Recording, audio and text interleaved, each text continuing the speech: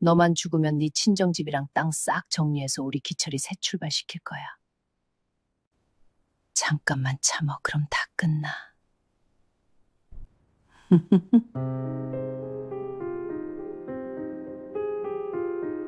시어머니가 의식 없이 누워있는 며느리의 귀에 바짝 입을 대고 속삭였습니다. 병실 문은 굳게 닫혀 있었고 아무도 보는 사람이 없다고 생각했죠. 하지만 시어머니는 몰랐습니다. 며느리가 2달째 깨어 있었다는 것을요. 그 독한 말 한마디 한마디를 감긴 눈꺼풀 뒤에서 전부 듣고 있었다는 것을요. 눈을 뜨고 싶어도 뜰 수 없었습니다. 눈을 뜨는 순간 무슨 짓을 당할지 알 수 없었으니까요.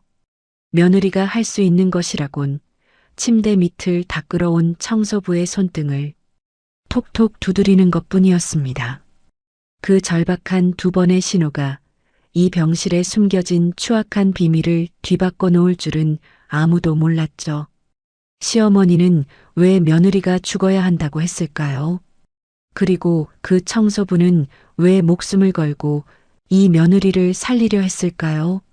소름 끼치는 이야기의 전말이 시작됩니다. 시작 전 구독과 좋아요를 눌러주시고 어디서 듣고 계신지 알려주시면 고마운 마음을 담아 그쪽으로 큰절 올리겠습니다. 그럼 오늘의 사연 시작합니다. 서울 한복판 대학병원 7층 1인실 병실 안에는 하얀 시트 위에 꼼짝없이 누워있는 여자가 있었습니다. 이름은 선우, 올해 38살이었죠. 2달 전 교통사고로 의식을 잃은 뒤 단 한 번도 눈을 뜨지 못한 채 산소호흡기의 규칙적인 소리만이 그녀가 살아있다는 유일한 증거였습니다. 병실 문이 열리며 남편 기철이 들어섰습니다. 41살의 기철은 이틀째 같은 셔츠를 입고 있었고 눈 밑에는 짙은 그늘이 내려앉아 있었습니다. 아내의 얼굴을 보려고 한 발짝 다가서는데 그보다 먼저 병실 한쪽 소파에서 벌떡 일어선 사람이 있었습니다. 시어머니 고여사였습니다. 애비야, 꼴이 이게 뭐냐? 고여사가 기철의 겉옷깃을 잡아당기며 먼지를 탈탈 털었습니다. 그 손놀림이 어찌나 거칠었는지 기철의 어깨가 앞으로 휘청거렸죠. 고여사는 누워있는 선우를 힐끗 쳐다보더니 일부러 목소리를 높여 한마디를 더 보탰습니다. 저렇게 누워만 있으니 아이고 우리 아들 어쩌누. 쯧쯧. 그 말이 선우에게 들으라고 했다는 걸 기철은 알아차리지 못했습니다. 아니, 알면서도 모른 척했는지도 모릅니다. 고여사가 서류 봉투 하나를 기철의 손에 억지로 쥐어주었습니다. 병원비 고지서였죠. 기철이 숫자를 확인하는 순간 고여사가 크게 한숨을 내쉬었습니다. 그 한숨 속에는 며느리를 걱정하는 마음 따위는 단 한 톨도 들어있지 않았습니다. 오로지 이 돈이 아깝다는 뜻이었죠. 이 돈이면 네 아버지 묘 이장도 하고 남는다. 기철이 입술을 질끈 깨물었지만 어머니 앞에서는 한마디도 하지 못했습니다. 40이 넘은 남자가 어머니의 눈치를 살피는 모습이 침대 위 선우의 다친 눈꺼풀 너머로 고스란히 전해지고 있었다는 걸 아는 사람은 아무도 없었습니다. 바로 그때 병실 문을 가볍게 노크하는 소리가 들렸습니다. 청소 왔습니다. 문을 열고 들어선 사람은 병원 청소 담당 이모 복순이었습니다. 59살의 복순은 늘 깔끔하게 빗어넘긴 머리에 연한 하늘색 앞치마를 두르고 있었는데 얼굴에는 세월이 남긴 주름보다 따뜻한 미소가 먼저 눈에 들어오는 사람이었습니다. 복순이 대걸레를 세워들고 인사를 하자 고여사가 코끝으로 흥 하고 비웃음을 흘렸습니다. 그러더니 복순의 대걸레를 발끝으로 툭 밀어냈습니다. 천한 것들은 눈치도 없지. 환자가 누워있는데 지금 들어오냐? 그 말에 복순의 손이 잠깐 멈췄습니다. 하지만 잠깐이었죠. 복순은 아무 일 없다는 듯 허리를 숙여 대걸레를 다시 집어들었습니다. 하루 2번 환자분 계신 곳을 청소하는 것이 제 일입니다. 담담한 목소리였습니다. 화를 내는 것도 비굴하게 구는 것도 아닌 수십 년간 이 일을 해오며 단련된 사람만이 가질 수 있는 단단한 어조였죠. 고 여사는 그런 복순의 태도가 마음에 들지 않는 듯 입꼬리를 실룩거렸지만 복순은 이미 바닥에 무릎을 꿇고 침대 옆 타일을 하나하나 닦기 시작했습니다. 복순의 손은 능숙했습니다. 걸레를 짜는 손놀림에는 군더더기가 없었고 구석구석을 훑어내는 동선에는 오랜 세월의 성실함이 배어 있었죠. 하지만 오늘따라 복순의 시선은 자꾸만 침대 위 선우의 얼굴로 향했습니다. 창백한 피부, 움푹 꺼진 볼, 그리고 굳게 닫힌 눈꺼풀. 2달째 깨어나지 못하는 젊은 여자의 얼굴 위로 병실의 형광등 빛이 허옇게 내려앉아 있었습니다. 복순이 걸레를 들고 화장실 안으로 들어갔습니다. 양동이에 물을 받으며 슬쩍 고 여사의 위치를 확인했죠. 고 여사는 소파에 앉아 스마트폰을 들여다보고 있었습니다. 복순이 양동이를 바닥에 내려놓았습니다. 쾅! 화장실 안에서 양동이가 바닥에 부딪히는 소리가 크게 울렸습니다. 고 여사가 화들짝 놀라 어깨를 움츠렸고 곧바로 화장실 쪽을 향해 손가락질을 하며 고함을 질렀습니다. 무식하게 소리는 왜 내? 깜짝 놀랬잖아. 복수는 화장실에서 나오며 짧게 죄송합니다 한마디만 건넸을 뿐 더 이상 말을 보태지 않았습니다. 하루 2번 이 방에 들어올 때마다 하얗게 누워있는 선우의 얼굴을 보면 가슴 한쪽이 저릿하게 아파왔어요. 그래서 청소도 더 신경 써서 하곤 했죠. 복순이 침대 옆 바닥을 닦으려 무릎을 꿇었을 때였습니다. 고무 장갑을 낀 손으로 침대 난간 아래를 훔치는데 무언가가 복순의 손등을 건드렸습니다. 톡, 톡. 분명한 리듬이었습니다. 사람의 의지가 담긴 간절한 2번의 두드림이었죠. 복순의 심장이 쿵 하고 내려앉았습니다. 숨을 멈추고 고개를 들어 올려다보니 침대 난간 사이로 선우의 손이 보였습니다. 의식이 없다던 그 손이 방금 분명히 복순의 손등을 두드린 것이었습니다. 복순이 깜짝 놀라 멈추자 이번에는 선우의 손가락이 복순의 고무장갑 끝을 아주 미세하게 쥐었다가 놓았습니다. 복순의 눈이 선우의 얼굴로 향했습니다. 굳게 감긴 눈, 미동도 없는 표정. 하지만 자세히 보니 선우의 속눈썹 사이로 뜨거운 눈물 한 줄기가 소리 없이 흘러내리고 있었습니다. 그 눈물은 관자놀이를 타고 베개 위로 스며들었고 복수는 그 순간 본능적으로 알아챘습니다. 이 사람은 깨어있다. 의식이 있다. 그런데도 눈을 뜨지 못하는 거다. 아니, 뜨지 않는 거다. 선우가 왜 죽은 척을 하고 있는지 그 이유가 바로 몇 걸음 떨어진 곳에서 아들의 셔츠, 깃을 잡고 서 있는 저 여자라는 것을요. 하루 2번 이 병실을 드나들면서 복순이 느꼈던 그 섬뜩한 감시의 눈빛, 간병인도 마다하고 직접 간호하겠다며 병실에 틀어박힌 시어머니의 집착, 그 모든 것의 이유가 이 한 줄기 눈물 속에 담겨 있었습니다. 가슴이 찢어지는 것 같았습니다. 복수는 떨리는 손으로 자신의 입술에 검지를 가만히 갖다 대었습니다. 쉿! 소리 없는 약속이었습니다. 내가 알고 있다. 걱정하지 마라 라는 뜻을 담은 작은 신호였죠. 선우의 손가락이 아주 미세하게 간신히 알아볼 수 있을 만큼 떨렸습니다. 알겠다는 대답이었을까요? 아니면 안도의 떨림이었을까요? 고 여사의 발소리가 가까워졌습니다. 복수는 순식간에 표정을 지우고 아무 일 없다는 듯 침대 바퀴에 먼지를 닦는 척했습니다. 오랜 세월 바닥을 닦으며 단련된 손놀림은 이런 순간에도 흔들리지 않았죠. 뭘 그리 오래 닦고 있어. 고여사가 복순의 등을 거칠게 떠밀었습니다.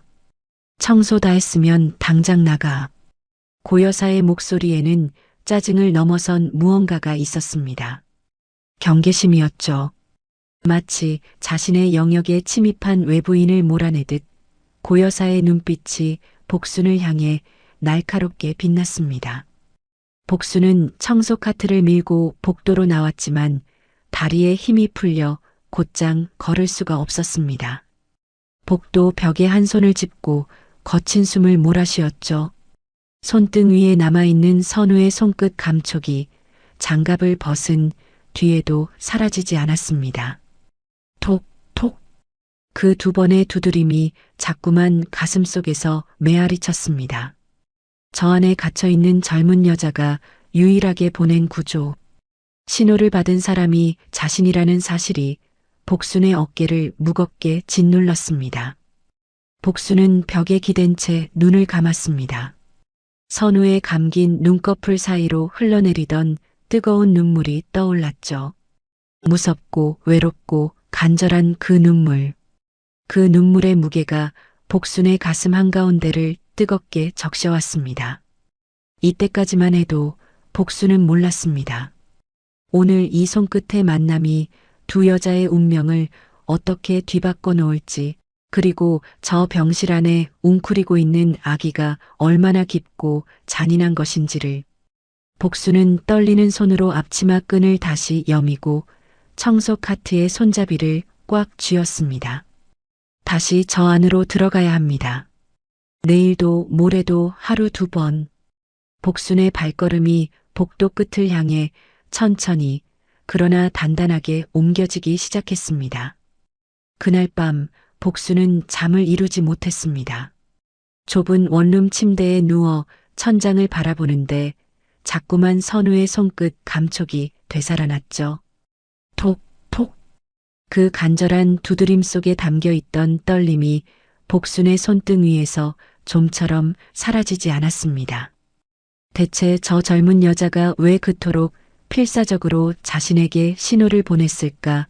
복순은 이불을 끌어안은 채 뜬 눈으로 새벽을 맞았습니다.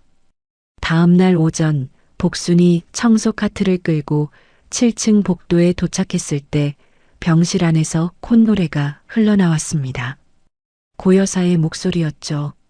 병실 문이 살짝 열려 있어 복순이 자연스럽게 안을 들여다보았는데 눈앞에 펼쳐진 광경에 발걸음이 멈췄습니다. 고여사가 선우의 옷장 앞에 서 있었습니다. 옷장 문을 활짝 열어젖힌 채 선우의 명품 가방들을 하나씩 꺼내 커다란 쇼핑백에 옮겨 담고 있었죠. 갈색 가죽 가방, 검은색 클러치, 체인이 달린 크로스백. 고여사의 손놀림은 능숙했고 입가에는 연한 미소까지 머금고 있었습니다. 마치 백화점 세일 코너에서 전리품을 챙기듯 가방의 로고를 확인하고 상태를 살핀 뒤 마음에 드는 것만 골라 담았습니다. 그때 기철이 병실로 들어왔습니다. 쇼핑백 가득 담긴 아내의 물건들을 보고 기철의 표정이 굳었죠. 선우 건데. 작은 목소리였습니다. 항이라고 하기에는 너무 약했고 중얼거림에 가까웠죠. 하지만 고여사의 귀는 그 작은 소리도 놓치지 않았습니다. 고여사가 쇼핑백을 바닥에 내려놓더니 기철을 똑바로 쳐다보았습니다. 죽은 사람 물건 아껴서 뭐하냐? 저거 팔면 병원비라도 보탤 수 있어. 기철의 입이 열렸다가 다시 닫혔습니다. 41살 남자의 입에서 나와야 할 말은 선우는 아직 살아있잖아요 였을 텐데 그 말은 끝내 목구멍을 넘지 못했습니다. 고여사는 아들의 침묵을 승낙으로 받아들이고 다시 콧노래를 부르며 쇼핑백을 묶었죠. 기철이 병실을 나간 뒤 고여사의 얼굴에서 미소가 사라졌습니다. 고여사가 천천히 선우의 침대 옆으로 다가갔습니다. 그리고 몸을 숙여 선우의 귀에 입술을 가까이 대었죠. 복수는 병실 문틈에서 그 장면을 지켜보고 있었는데 고여사의 입에서 흘러나온 말이 복도까지 새어나왔습니다. 너만 죽으면 네 재산 싹 정리해서 우리 기철이 새 출발시킬 거다. 복순의 심장이 철렁 내려앉았습니다. 의식 없이 누워있는 며느리의 귀에 대고 저런 말을 하다니. 복순은 손으로 입을 틀어막고 카트 뒤에 몸을 숨겼습니다. 심장이 너무 세게 뛰어 고여사에게 들릴까봐 숨조차 참아야 했죠. 고여사는 거기서 멈추지 않았습니다. 선우의 침대 옆 서랍장을 열더니 갈색 서류 봉투를 꺼냈습니다. 그 안에는 선우의 친정아버지가 돌아가시며 남긴 집과 땅의 상속 서류가 들어 있었죠. 고여사는 서류를 한 장 한 장 넘기며 꼼꼼히 살폈습니다. 등기부등본, 토지대장, 상속세 납부 확인서. 고여사의 눈빛이 서류 위를 훑을 때마다 탐욕이 물결치듯 번져갔습니다. 고여사가 가방에서 접힌 지도를 꺼내 침대 위에 펼쳤습니다. 선우의 친정 땅 위치를 빨간 펜으로 동그라미 치더니 입맛을 다셨죠. 여기가 금싸라기 땅인데 이걸 놔두고 있었어? 고여사의 목소리에는 감탄과 분노가 뒤섞여 있었습니다. 이런 좋은 땅을 며느리가 쥐고 있었다는 것에 대한 분노, 그리고 이제 곧 자기 것이 될 거라는 확신에서 오는 감탄이었죠. 그 다음 순간 복수는 차마 눈을 뜨고 볼 수 없는 장면을 목격했습니다. 고여사가 선우의 이불을 걷어 올리더니 허벅지를 손톱으로 세게 꼬집기 시작한 것이었습니다. 한 번, 두 번, 세 번. 반응이 있는지 확인하려는 듯 손톱 자국이 붉게 남을 만큼 힘을 주어 집었습니다. 선우의 몸이 미세하게 움찔했지만 고여사는 그것을 단순한 반사 반응으로 치부했는지 코방귀를 뀌었습니다. 확실히 죽은 거나 마찬가지네. 고여사가 컵에 담긴 찬물을 선우의 목덜미 뒤로 들이부었습니다. 차가운 물이 선우의 등줄기를 타고 흘러내렸을 텐데 선우는 눈썹 하나 움직이지 않았습니다. 아니, 움직이지 못한 것이었죠. 어제 복순에게 보여주었던 그 간절한 손끝의 떨림을 생각하면 지금 이 순간 선우가 얼마나 이를 악물고 참고 있을지 상상조차 되지 않았습니다. 시원하지? 세수시켜준 거다. 고여사가 비웃으며 수건을 선우의 얼굴에 툭 던졌습니다. 복수는 카트 손잡이를 쥔 손에 핏줄이 설 만큼 힘을 주었습니다. 당장이라도 뛰어들어가 고여사의 손목을 붙잡고 싶었지만 그러면 안 된다는 것을 복수는 알고 있었습니다.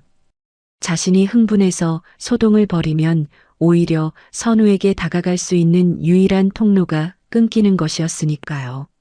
점심시간이 지나고 고여사가 병실에서 전화 통화를 하는 소리가 문 밖으로 새어나왔습니다. 복수는 청소 도구를 정리하는 척하며 귀를 기울였죠. 상속받은 땅 좀 금매로 내놓으려고요. 부동산 업자와의 통화였습니다. 고여사의 목소리에는 조급함과 자신감이 뒤섞여 있었고 마치 자기 소유의 땅을 처분하는 것처럼 당당했습니다. 복수는 그 말을 한 글자도 빠뜨리지 않고 가슴속에 새겨 넣었습니다. 얼마 뒤 기철이 다시 병실에 들어왔습니다. 고여사가 기다렸다는 듯 기철의 앞을 가로막고 섰죠. 네 장인어른 유산 말이다. 그냥 두면 세금만 나오니까 지금 처분해야 해. 기철이 눈을 내리깔며 망설였습니다. 아내의 친정 재산을 아내가 누워있는 사이에 팔아치우는 것이 옳은 일인지 기철의 양심이 아직 완전히 죽지는 않은 모양이었죠. 어머니, 그래도 선우가 깨어나면? 깨어나긴 뭘 깨어나. 의사도 힘들다고 했잖아. 고여사가 기철의 등을 세게 때렸습니다. 찰싹 하는 소리가 병실 밖까지 울렸죠. 애미 말 들어서 손해본 적 있냐? 지금 안 팔면 세금 폭탄 맞는다. 기철의 어깨가 움츠러들었습니다. 41살의 남자가 어머니 앞에서 10살짜리 아이처럼 작아지는 모습이 복순의 눈에는 한심하기보다 안쓰러웠습니다. 저 남자도 결국은 평생 어머니의 소나기에서 벗어나지 못한 불쌍한 사람이라는 생각이 스쳐 지나갔죠.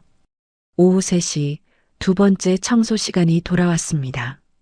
복수는 평소보다 깊이 숨을 들이쉬고 병실 문을 노크했습니다. 청소 왔습니다. 고여사가 예의 그 짜증 섞인 표정으로 복순을 쳐다보았지만 오늘은 특별히 내쫓지 않았습니다. 마침 화장실을 가려던 참이었거든요. 고여사가 자리를 비운 짧은 틈, 복수는 앞치마 안쪽 깊은 주머니에서 접어둔 작은 메모지와 볼펜을 꺼냈습니다. 어젯밤 잠 못 이루며 준비해 온 것이었죠. 복순의 손이 선우의 손바닥 밑으로 살며시 미끄러졌습니다. 메모지와 볼펜이 선우의 손가락 사이에 부드럽게 끼워 넣어졌죠. 선우의 손가락이 미세하게 오므라들며 그것을 받아들이는 것이 느껴졌습니다. 복수는 마음속으로 힘내라, 힘내를 되뇌며 재빨리 몸을 일으켰습니다. 화장실에서 물 내리는 소리가 들렸습니다. 고여사가 돌아오고 있었죠. 복수는 침대 옆 바닥을 닦는 자세로 돌아갔고 고여사가 화장실 문을 열고 나왔을 때는 이미 아무런 흔적도 남아있지 않았습니다. 그런데 고여사의 눈이 바닥에 놓인 복순의 양동이를 향했습니다. 발을 들어 올리더니 양동이를 세게 걷어차 버렸죠. 양동이가 넘어지며 바닥에 물이 쏟아졌습니다. 더러운 청소물이 하얀 타일 위로 번져나갔고 복순의 앞치마와 무릎이 흠뻑 젖었습니다. 청소부 주제에 물도 제대로 못 치우냐. 고여사의 입에서 조롱이 쏟아졌습니다. 복순은 젖은 무릎을 내려다보았습니다. 차가운 물이 살갗을 적시는 느낌보다 고여사의 말 속에 담긴 악의가 더 차갑게 느껴졌죠. 하지만 복수는 고개를 들어 고여사를 바라보며 아무렇지 않게 대답했습니다. 다시 닦으면 됩니다. 그 한마디에 고여사가 잠깐 멈칫했습니다. 기가 꺾이기는커녕 오히려 담담해지는 복순의 태도가 못마땅한 듯 고여사가 코웃음을 치고 소파로 돌아갔죠. 복순이 쏟아진 물을 닦는 척하며 무릎을 꿇었습니다.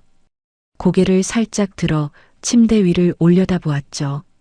이불 밑으로 감춰진 선우의 손이 보였습니다. 그 손가락이 메모지 위에서 아주 느리게, 아주 미세하게 무언가를 써내려가고 있었습니다. 떨리는 손끝으로 한 획 한 획 온 힘을 다해 눌러 쓰고 있는 것이 느껴졌죠. 복수는 가슴이 터질 것 같았지만 얼굴에는 아무런 표정도 드러내지 않았습니다. 오른손으로는 바닥을 닦고 왼손으로는 걸레를 짜면서 눈만 선우의 손을 향해 고정시켜 두었습니다. 선우의 손가락이 멈췄습니다. 다 쓴 것이었죠. 복수는 일어서며 자연스럽게 침대 시트에 구김을 펴는 척 손을 뻗었습니다. 그 틈에 선우의 손바닥 아래에서 메모지를 빼내어 젖은 걸레 사이에 숨겼죠. 눈 깜짝할 사이의 일이었습니다. 다 끝났으면 나가. 고여사의 차가운 목소리가 등 뒤에서 날아왔습니다. 복수는 양동이를 들고 병실을 나왔습니다.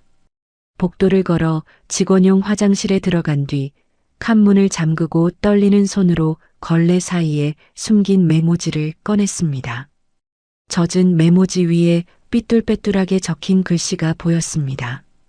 연필 끝이 아니라 온 생명을 눌러 쓴 듯한 흔들리면서도 절박한 필체였죠. 복수는 메모지를 두 손으로 받쳐들고 한 글자 한 글자 읽어내려갔습니다. 읽는 순간 복순의 눈앞이 캄캄해졌습니다.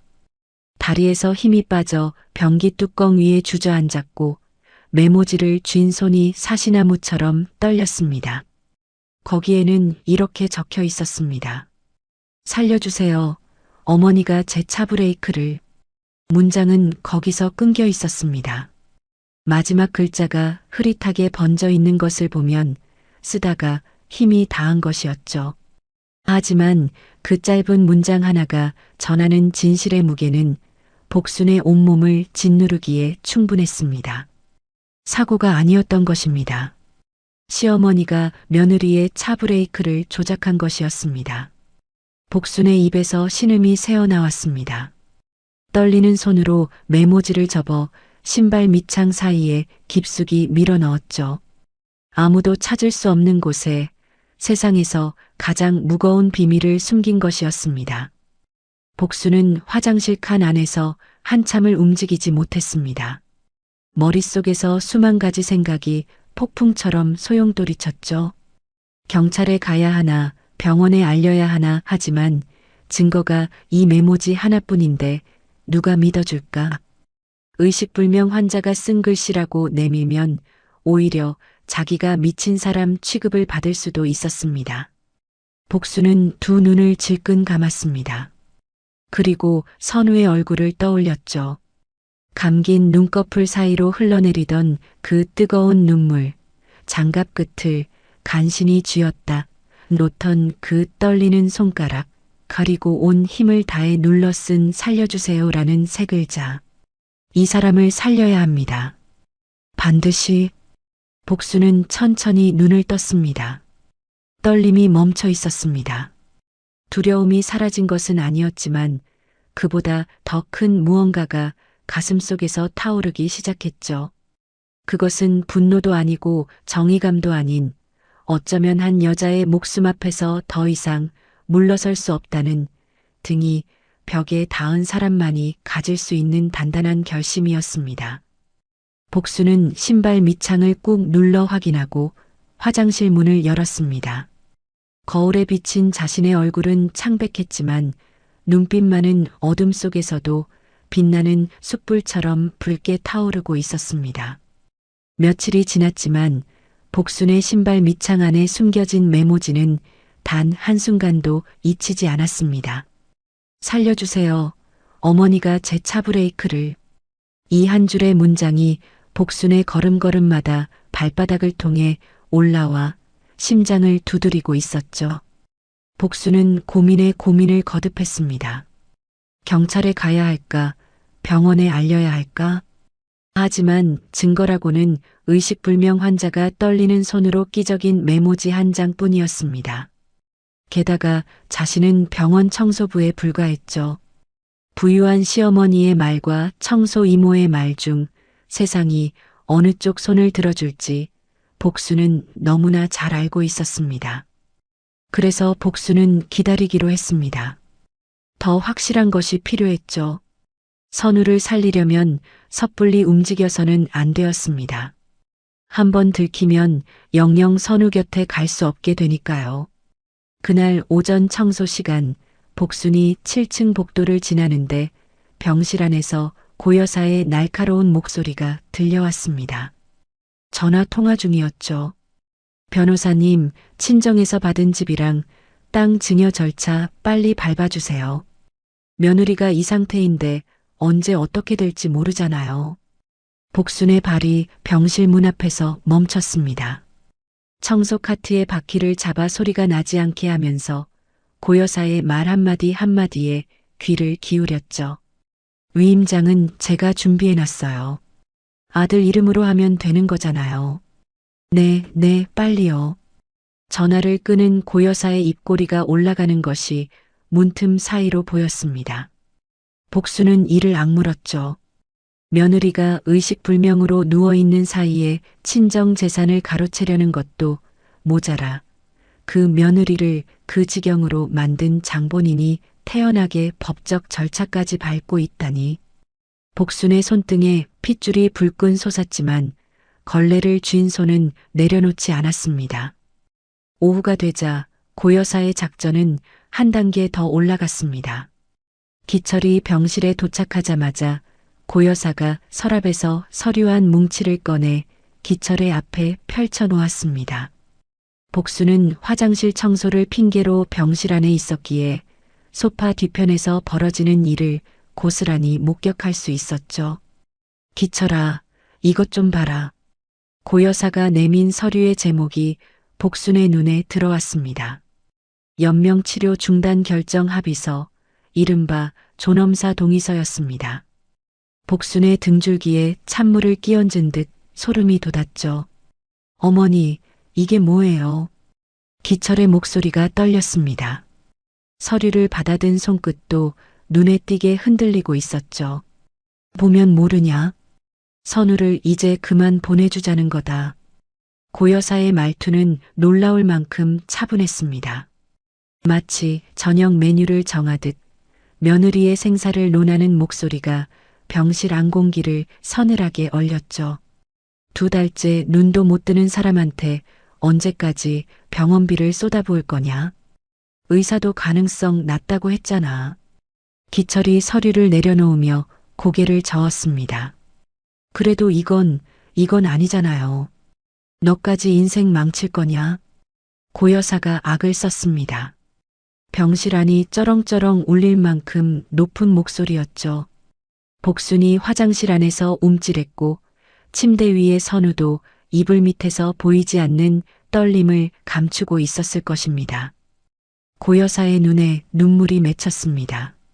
하지만 그 눈물은 며느리를 걱정하는 눈물이 아니라 아들을 설득하기 위해 꺼내든 무기였죠. 엄마가 왜 이러겠냐? 너 하나 잘 되라고 이러는 거다. 선우도 저렇게 누워서 고통받는 것보다 편히 보내주는 게 맞지 않겠냐? 기철의 눈시울이 붉어졌습니다. 고여사의 말이 기철의 약한 곳을 정확히 찔렀던 것이죠. 아내에 대한 미안함과 어머니에 대한 효심 사이에서 기철의 의지는 갈대처럼 흔들리고 있었습니다. 고여사가 그 틈을 놓치지 않았습니다. 기철의 손에 볼펜을 억지로 쥐어주더니 서류의 서명란에 기철의 손가락을 갖다 댔죠. 고여사의 손이 기철의 손등을 감싸 쥐고 아래로 누르기 시작했습니다. 마치 아들의 손을 빌려 며느리의 숨을 직접 끊으려는 것처럼. 여기에 쓰면 돼. 기철아, 빨리. 기철의 볼펜 끝이 서류 위에서 떨리고 있었습니다. 잉크가 닿기 직전 기철의 눈에서 눈물 한 방울이 떨어져 서류 위에 번졌습니다. 그 한 방울의 눈물과 볼펜 끝 사이의 거리가 1cm도 되지 않았죠. 바로 그 순간이었습니다. 쾅, 와르르. 복도에서 엄청난 굉음이 터졌습니다. 복순이 얼른 복도로 나가 세워둔 청소도구함을 힘껏 밀어 넘어뜨린 것이었죠. 대걸레와 빗자루가 쏟아지고 양동이가 바닥을 구르며 금속 소리를 냈습니다. 마치 폭탄이라도 터진 것처럼 요란한 소음이 7층 전체를 뒤흔들었습니다. 고여사가 벌떡 일어나 병실 밖으로 뛰어나왔죠. 재수없게 무슨 소리냐? 고여사의 눈이 바닥에 널브러진 청소도구들과 그 한가운데 서 있는 복순을 발견했습니다. 복순은 일부러 당황한 표정을 지으며 쏟아진 도구들을 주워 담는 척했죠. 죄송합니다. 카트 바퀴가 걸려서. 이 멍청한 것이. 고여사가 바닥에 떨어진 빗자루를 집어들더니 복순의 어깨를 내리쳤습니다. 하지만 복순의 작전은 성공했습니다. 병실 안에서는 기철이 그 소동에 정신이 팔려 볼펜을 내려놓았고 서명하지 못한 서류를 가방에 넣은 채 병실을 빠져나가고 있었습니다. 어머니의 고함 소리를 등 뒤로 들으며 엘리베이터를 향해 빠른 걸음을 옮기는 기철의 뒷모습이 복순의 눈에 들어왔죠. 서명은 막았습니다. 오늘은요. 복순은 아픈 어깨를 부여잡으며 속으로 안도의 숨을 내쉬었습니다. 하지만 고여사는 기철이 사라진 것을 확인하고 얼굴이 시뻘겋게 달아올랐죠. 다시 병실로 성큼성큼 들어간 고여사의 뒷모습에서 무언가 불길한 기운이 피어올랐습니다. 복순이 쏟아진 청소도구를 정리하고 카트를 밀며 병실 앞을 지나는데 문틈으로 보이는 광경에 숨이 멎을 뻔했습니다. 고여사가 선우의 링거줄에 손을 대고 있었습니다. 약물이 흘러들어가는 투명한 관을 손가락으로 꾹 눌러 흐름을 막고 있었던 것이죠. 복순의 입에서 비명이 터져 나오려는 것을 간신히 삼켰습니다. 당장 뛰어들어가고 싶었지만 지금 소동을 벌이면 고 여사가 자신을 아예 병원에서 쫓아낼 구실을 만들어줄 뿐이었습니다. 복순은 주먹을 꽉 쥔 채 그 자리에 서서 고 여사가 손을 뗄 때까지 숨을 참고 지켜보아야 했죠. 얼마나 지났을까요? 고 여사가 링거줄에서 손을 떼고 소파에 앉아 스마트폰을 들여다보기 시작했습니다. 복수는 그때서야 숨을 내쉬었고 마지막 청소를 핑계로 다시 병실 문을 노크했습니다. 화장실 마무리 청소하겠습니다. 고 여사가 귀찮다는 듯 손을 내저었습니다. 복순이 화장실로 들어가 수도꼭지를 틀어 물소리를 낸 뒤 살금살금 침대 옆으로 다가갔습니다. 고 여사의 시선이 스마트폰 화면에 고정되어 있는 짧은 순간 복순이 선우의 귀에 입술을 바짝 대었습니다. 이모만 믿어라. 내가 다 알고 있다. 복순의 입술이 거의 소리 없이 움직였습니다. 숨결만으로 전해진 그 말이 선우의 귓속으로 스며든 순간 선우의 감은 눈꺼풀이 파르르 떨렸습니다. 들었다는 신호였죠. 알겠다는, 믿겠다는 절박한 대답이었습니다. 복순의 눈가가 뜨거워졌지만 눈물을 흘릴 여유는 없었습니다. 재빨리 몸을 일으켜 화장실로 돌아가 수도꼭지를 잠그고 양동이를 들고 나왔죠. 다 끝났습니다. 고 여사가 고개도 들지 않고 손을 흔들었습니다. 복순이 병실 문을 나서려는 순간 고 여사의 목소리가 등 뒤를 찔렀죠. 청소부. 복순이 멈췄습니다. 오늘부터 이 방 청소는 하루 한 번만 와. 2번이고 3번이고 들락거리니까 환자가 안정이 안 돼. 복순의 가슴이 철렁했습니다. 하루 2번이던 접근 기회가 한 번으로 줄어드는 것이었죠. 고 여사가 의심을 시작한 것일 수도 있고 단순히 복순이 눈에 거슬렸을 수도 있었습니다. 어느 쪽이든 선우에게 다가갈 수 있는 시간이 반으로 줄었다는 사실은 변하지 않았습니다. 네, 알겠습니다. 복순은 고개를 숙이고 병실을 나왔습니다. 닫힌 문을 등지고 선 복순의 눈에 불꽃이 일었습니다. 시간이 없었습니다. 고 여사는 존엄사 동의서를 포기하지 않을 것이고 선우의 친정 재산을 탈취하는 작업도 멈추지 않을 것이었습니다. 오늘은 청소도구함을 넘어뜨려 막았지만 내일은 그마저도 통하지 않을 수 있었죠. 복수는 직원 휴게실에 들어가 사물함 앞에 섰습니다. 사물함 문을 열고 안쪽 깊은 곳에서 낡은 지갑을 꺼냈죠. 지갑 안에는 사진 한 장이 들어 있었습니다. 웃고 있는 젊은 여자의 사진. 복순의 딸이었습니다. 10년 전 30도 되기 전에 세상을 떠난 딸. 복순은 딸의 사진을 가만히 내려다보았습니다. 사진 속 딸의 웃음은 환했지만 그 웃음 뒤에 숨겨져 있던 고통을 복순은 너무 늦게 알아챘었죠. 지독한 시집살이에 몸과 마음이 망가져갔던 딸이 마지막에 엄마 나 좀 살려줘라고 울며 매달렸을 때 복순은 아무것도 해주지 못했습니다. 그때의 무력함이 10년이 지난 지금도 복순의 가슴에 대못처럼 박혀 있었습니다.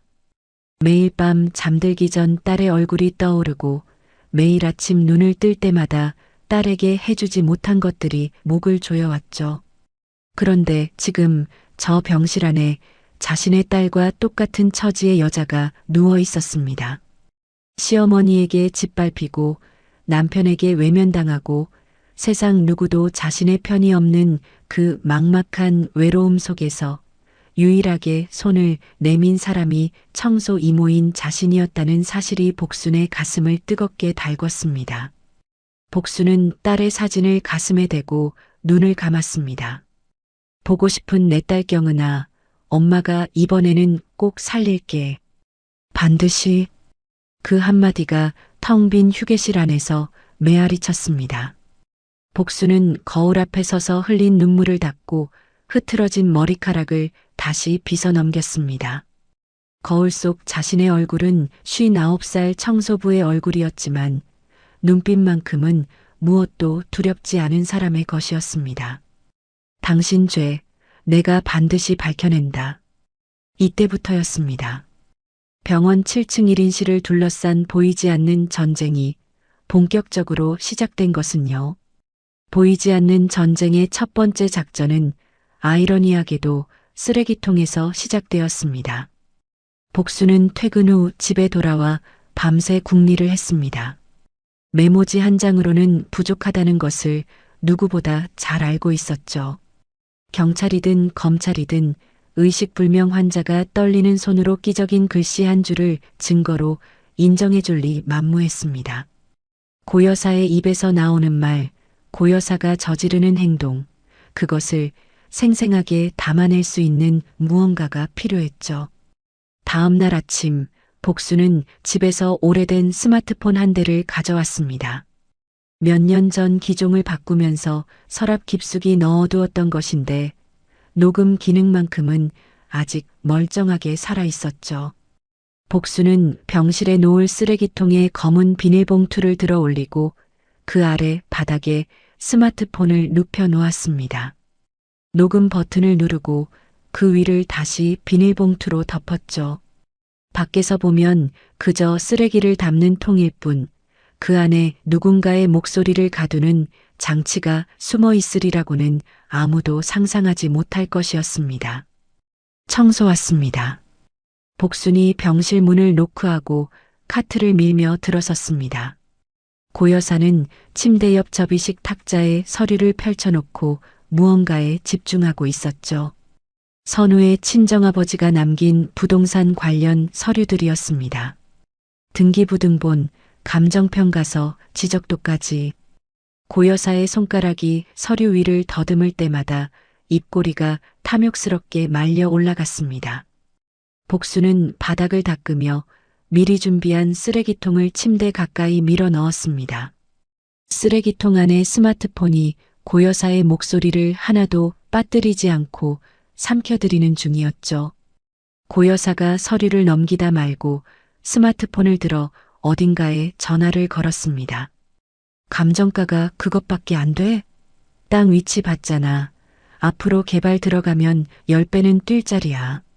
급하게 팔 거 아니니까 제값 받게 해.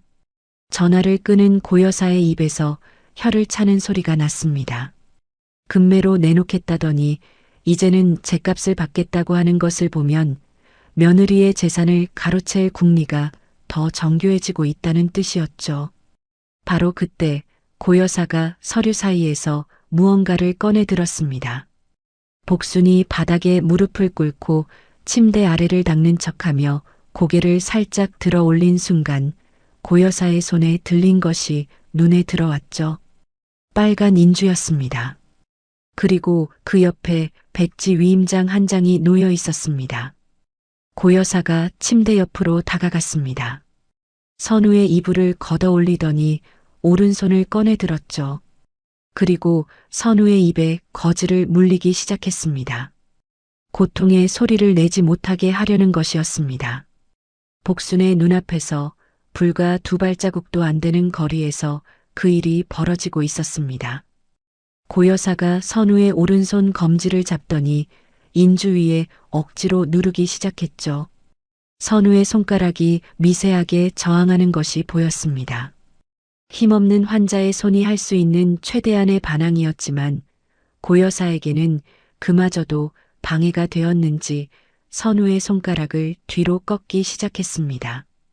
복수는 침대 아래에서 올려다보며 이를 악물었습니다. 당장이라도 소리를 지르고 싶었지만 지금 들키면 모든 것이 끝장이었죠.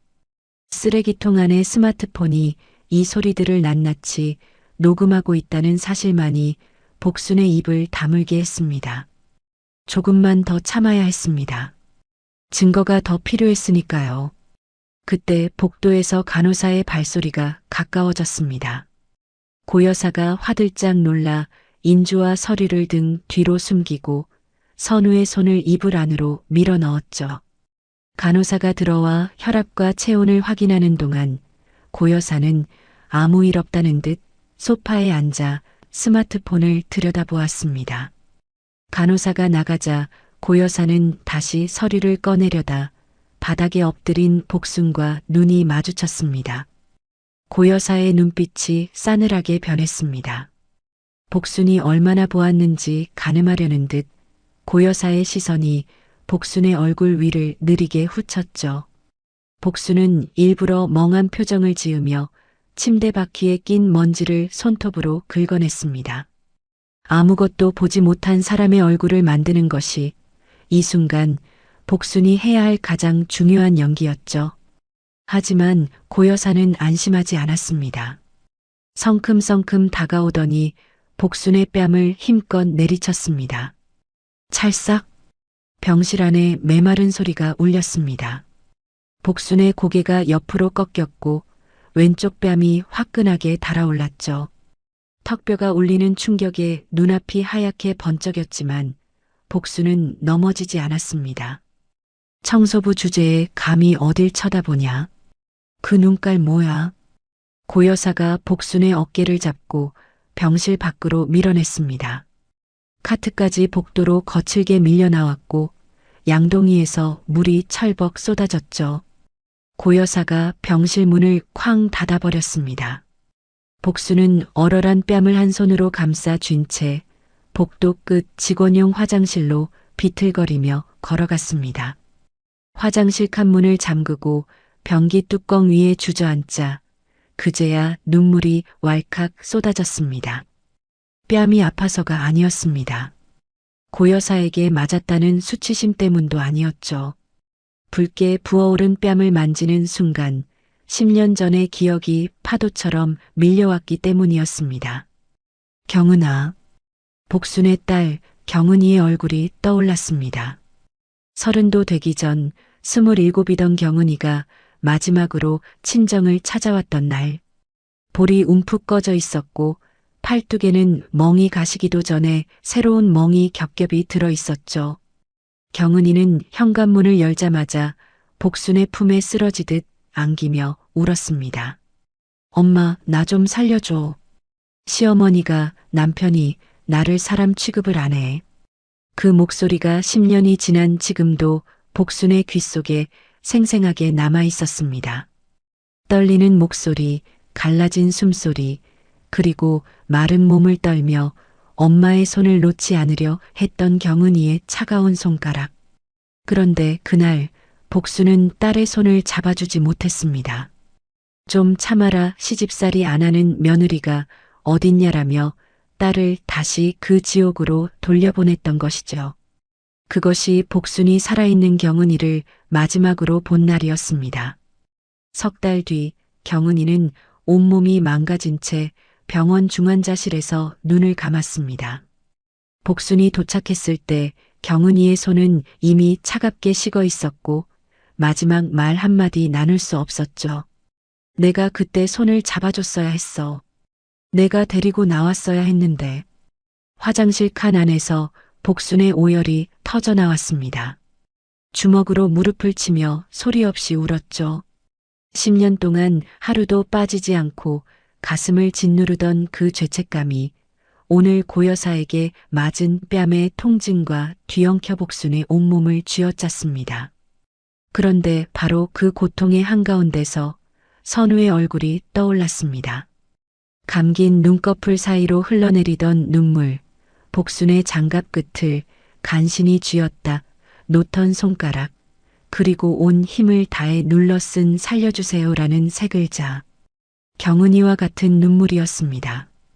경은이와 같은 누군가에게 손을 내밀었지만 아무도 잡아주지 않는 그 막막한 절망이었습니다. 복순은 눈물을 닦았습니다. 거칠게 손등으로 한 번에 쓱 문질러 닦았죠. 그리고 주먹을 꽉 쥐었습니다. 내 딸은 못 살렸어도 당신은 내 손으로 꼭 살린다. 복순의 목소리가 좁은 화장실 칸 안에서 단단하게 울렸습니다.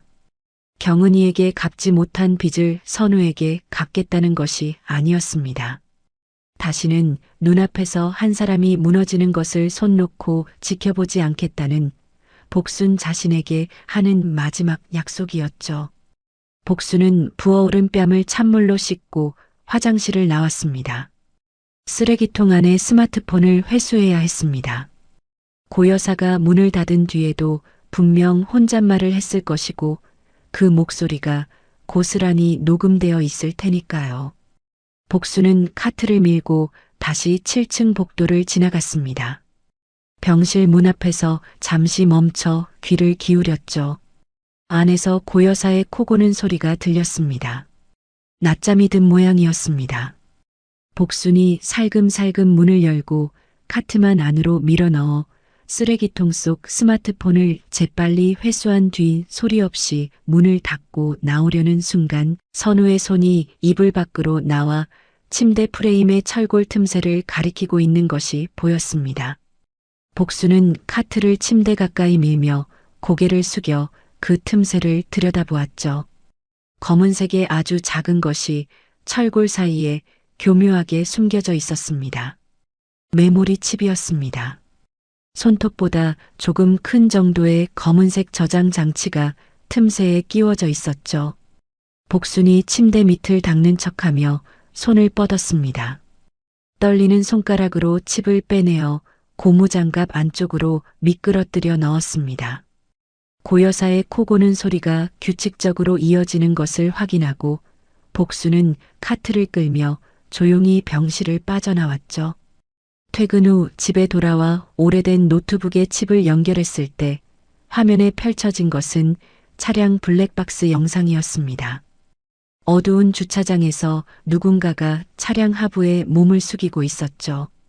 그 사람이 고개를 드는 순간 복순의 숨이 멎었습니다. 고여사였습니다.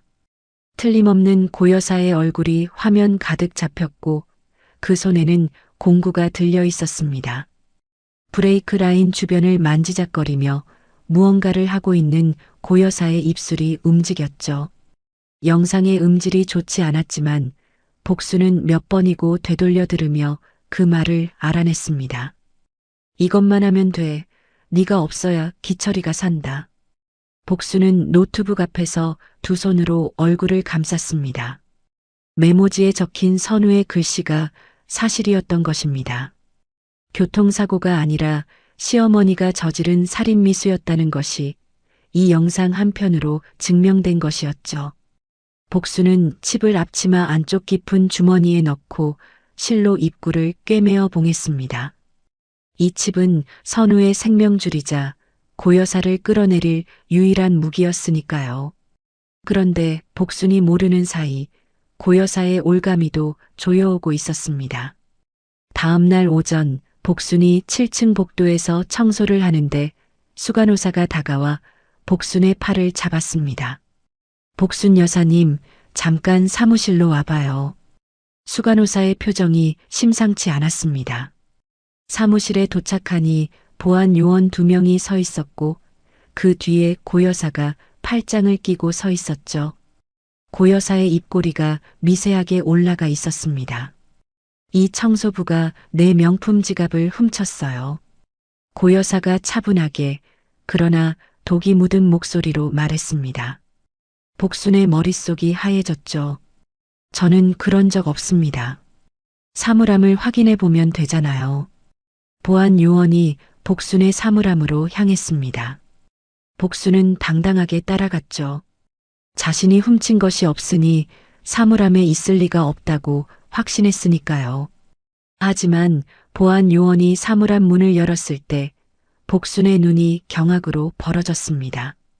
사물함 안쪽에 명품 로고가 선명한 가죽 지갑이 놓여 있었습니다. 복순은 한 번도 본 적 없는 물건이었죠.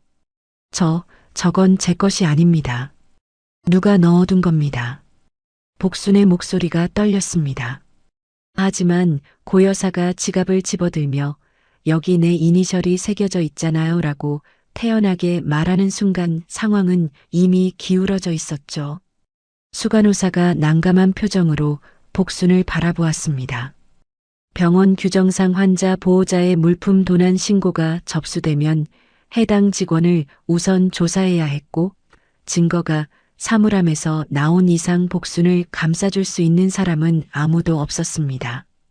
복순 여사님, 정말 죄송한데 오늘부터 출근을 중단해 주셔야 할 것 같아요. 해고 통보였습니다. 복순의 다리에서 힘이 빠졌죠. 10년 넘게 성실하게 일했던 직장에서 해보지도 않은 도둑질의 누명을 쓰고 쫓겨나게 된 것이었습니다. 하지만 복순의 가슴을 진짜로 짓누른 것은 억울함이 아니었습니다. 이 병원에서 쫓겨나면 선우에게 다가갈 수 있는 길이 완전히 끊긴다는 것, 그것이 복순의 숨통을 조여왔죠. 고 여사가 보안 요원들 뒤에서 복순을 바라보며 입꼬리를 올렸습니다.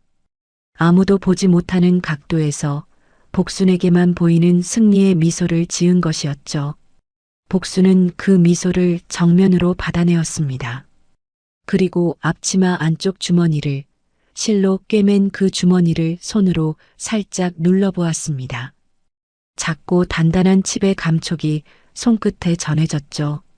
이것이 있는 한 아직 끝나지 않았습니다. 복순은 사물함에서 경은이의 사진이 든 지갑과 여벌옷만 챙겨 들고 10년 넘게 다녔던 병원 복도를 마지막으로 걸어 나왔습니다. 병원 정문을 나서며 7층 병실의 창문을 올려다보았죠. 흰 커튼이 드리워진 그 창 너머로 선우가 혼자 누워 있을 것이었습니다. 유일한 아군을 잃고 시어머니의 도간에 갇힌 채로요. 기다려라, 선우야. 이모가 반드시 돌아간다. 해고당한 청소부의 뒷모습은 초라했지만 앞치마 안쪽에 숨긴 작은 칩 하나가 복순의 걸음을 멈추지 않게 하고 있었습니다. 이 싸움은 아직 시작도 하지 않았으니까요. 복순이 직원 출입구를 나서는데 뒤에서 구두 소리가 따라왔습니다. 거기 서봐. 고 여사였습니다. 팔짱을 끼고 서서 쫓겨나는 복순의 마지막 모습을 직접 확인하러 내려온 것이었죠. 바닥 인생은 어쩔 수 없다더니 딱 그 꼴이네. 고 여사가 복순의 신발 코앞에 침을 뱉었습니다. 복순은 고개를 숙인 채 이를 악물었죠.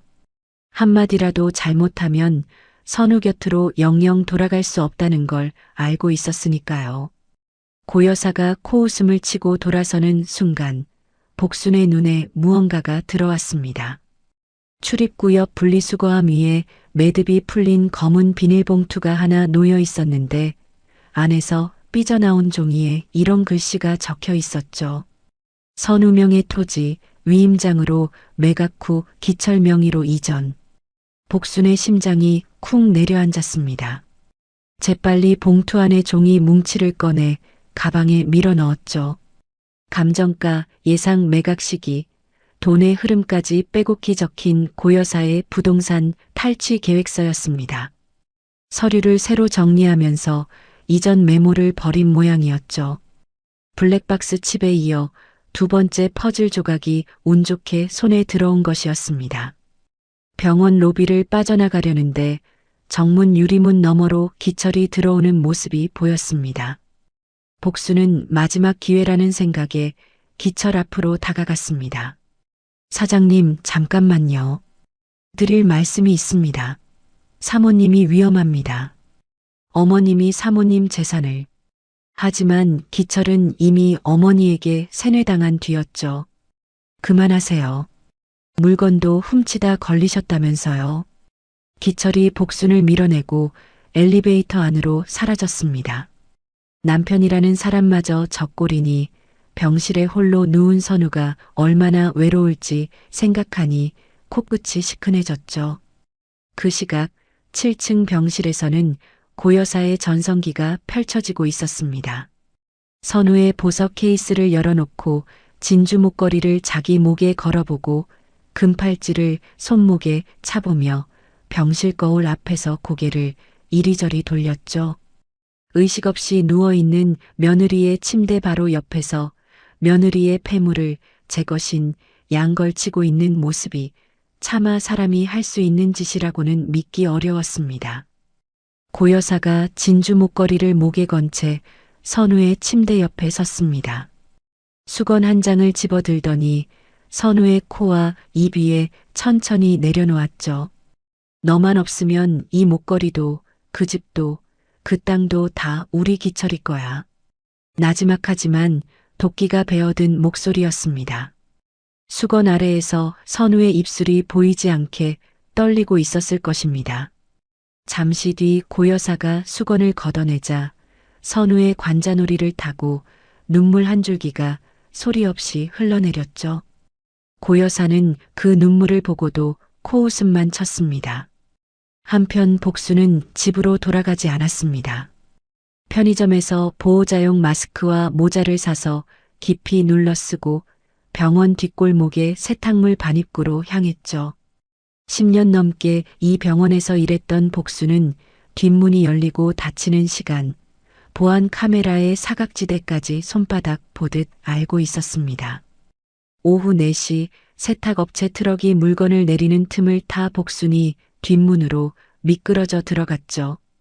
비상계단을 올라가는데 3층과 4층 사이 계단참에서 고여사의 목소리가 울려 퍼졌습니다.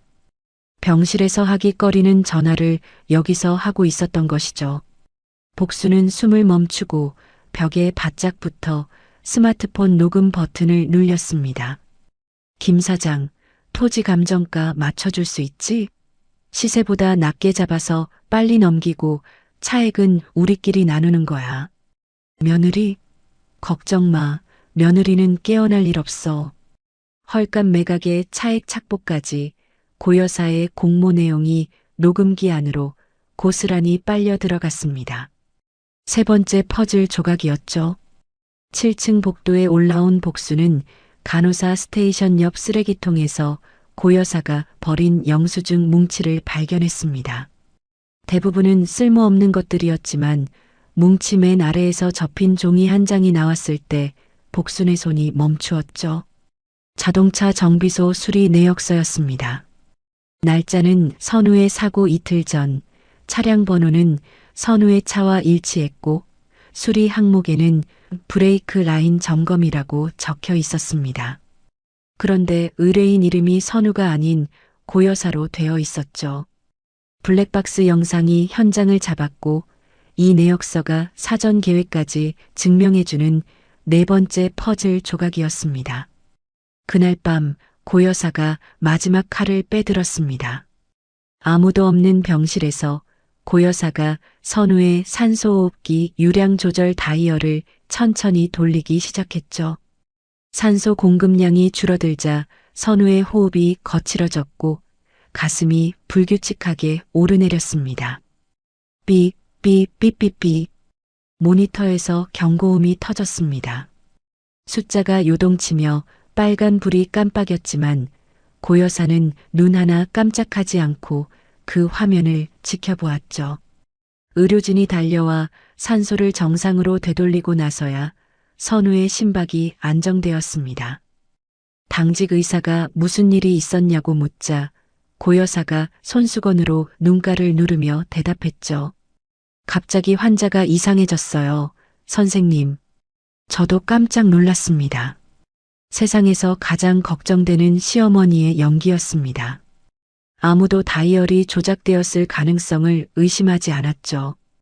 의료진이 물러간 뒤 고여사가 기철에게 전화를 걸었습니다. 기철아, 오늘 밤에 선우가 갑자기 이상해져서 난리가 났다. 이러다 정말 고통스럽게 가는 거야. 제발 이번에는 서명 좀 해라. 선우를 편하게 보내주자. 고여사가 직접 만든 위기로 아들에게 호흡기를 떼게 밀어붙이고 있었습니다. 수화기 너머 기철의 거친 숨소리가 흔들리고 있었죠. 내일 병원으로 와. 기철아, 이게 마지막이다. 전화를 끄는 고여사의 입가에 얇은 미소가 번졌습니다. 내일이면 끝이라는 확신에 찬 미소였죠. 7층 병실의 불이 꺼졌습니다. 어둠 속에서 산소호흡기만이 규칙적인 소리를 내며 한 여자의 목숨을 겨우겨우 붙들어매고 있었죠. 그리고 두 정거장 너머의 좁은 원룸에서 복수는 식탁 위에 증거들을 하나하나 늘어놓고 있었습니다. 블랙박스 칩, 녹음 파일, 계획 메모, 정비소 내역서 모두 방수 파우치에 넣어 목에 걸었죠. 벽에 붙여둔 경은이의 사진을 바라보며 복순이 나직이 말했습니다. 경은아, 엄마 내일 한판 붙는다. 이번에는 안 놓칠 거야. 서로 다른 어둠 속에서 두 여자의 심장이 같은 박자로 내일을 향해 달리고 있었습니다. 그 내일이 모든 것을 뒤엎을 줄은 아직 아무도 몰랐습니다. 다음 날 아침 기철이 병원에 도착했을 때 눈이 벌겋게 충혈되어 있었습니다. 밤새 한숨도 못 잔 얼굴이었죠. 고 여사가 병실 소파에서 일어나 아들을 맞이했습니다. 탁자 위에는 이미 존엄사 동의서가 펼쳐져 있었고 서명란 옆에 볼펜이 가지런히 놓여 있었죠. 기철아, 앉아라. 고 여사의 목소리가 어제와는 달랐습니다. 다그치는 대신 아들의 어깨를 토닥이며 소파에 앉혔죠. 갑자기 부드러워진 어머니의 손길에 기철의 눈시울이 붉어졌습니다. 어젯밤에 또 이상해졌다고 했잖아. 선우가 고통받는 거야. 엄마가 왜 이러겠냐. 다 선우 편하게 보내주려는 거다. 기철이 침대 위 선우를 바라보았습니다. 창백한 얼굴, 움푹 꺼진 볼, 산소 마스크 너머로 보이는 마른 입술. 2달 넘게 눈을 뜨지 못하는 아내의 모습이 기철의 마지막 방어벽을 무너뜨리고 있었죠. 기철은 선우가 깨어 있다는 사실을 모르고 있었습니다. 아내가 지금 이 순간에도 시어머니의 모든 말을 듣고 있다는 걸 이 남자는 전혀 알지 못하고 있었던 것입니다. 선우야, 미안해. 기철이 떨리는 손으로 볼펜을 집어들었습니다. 눈물이 뚝뚝 떨어져 서류 위에 번졌죠. 그 눈물 위로 볼펜 끝이 내려갔고 기철의 서명이 서류 위에 느리게 새겨졌습니다. 끝났습니다. 아내의 생명을 끊는 서류에 남편이 직접 이름을 쓴 것이었죠. 고 여사가 서류를 낚아채듯 집어들었습니다. 서명란을 확인하는 고 여사의 눈빛에 잠깐, 아주 잠깐 승리의 빛이 스쳤죠. 하지만 금방 슬픈 표정을 만들어 서류를 가방에 넣었습니다. 그리고 선우의 산소 마스크를 내려다보며 고개를 끄덕였죠. 마치 이제 곧이다라고 말하듯. 기철이 볼펜을 내려놓고 고개를 떨구었습니다. 그 순간 침대 위에서 아무도 보지 못하는 이불 속에서 선우의 2 주먹이 하얗게 질리도록 꽉 쥐어지고 있었습니다. 남편이 자신의 죽음에 서명하는 소리를 선우는 한 글자 한 글자 전부 듣고 있었던 것이죠.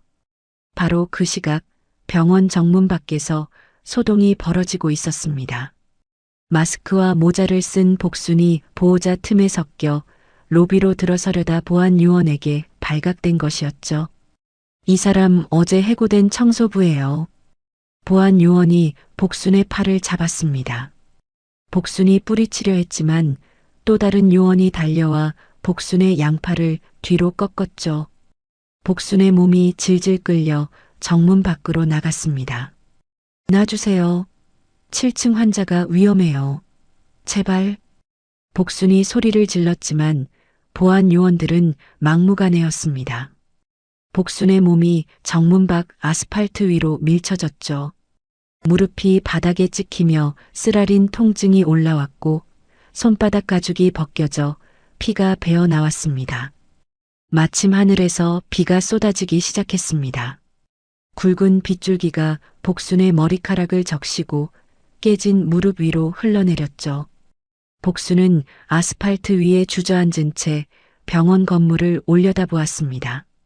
7층 창문이 비에 젖어 흐릿하게 보였죠. 선우야, 선우를 살려내. 복순의 울부짖음이 빗소리에 묻혔습니다. 정문 앞을 지나는 사람들이 힐끗 쳐다보고는 고개를 돌렸죠. 아무도 멈추지 않았습니다. 아무도 귀 기울이지 않았습니다. 하지만 복순은 거기서 무너지지 않았습니다. 비를 맞으며 떨리는 손으로 무릎의 피를 닦아내고 천천히 일어섰죠. 병원 건물 뒤편을 향해 절뚝거리며 걸어갔습니다. 뒷골목에 세탁물 반입구가 있는 곳이었죠. 어제와 같은 방법으로 들어갈 생각이었지만 이번에는 시간이 맞지 않았습니다. 뒷문이 잠겨 있었죠. 복수는 비에 젖은 채로 뒷마당에 서서 주위를 둘러보았습니다. 건물 옆에 세탁물 수거함들이 줄지어 놓여 있었죠. 커다란 천 수거함 안에는 각 병동에서 내려보낸 시트와 환자복이 쌓여 있었습니다. 복순의 눈이 그 수거함 중 하나에 붙은 라벨을 읽었죠.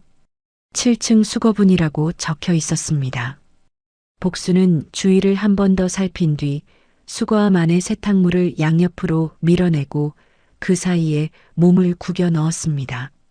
소독약과 땀 냄새가 코를 찔렀지만 복수는 이를 악물고 세탁물 속에 파묻혔죠.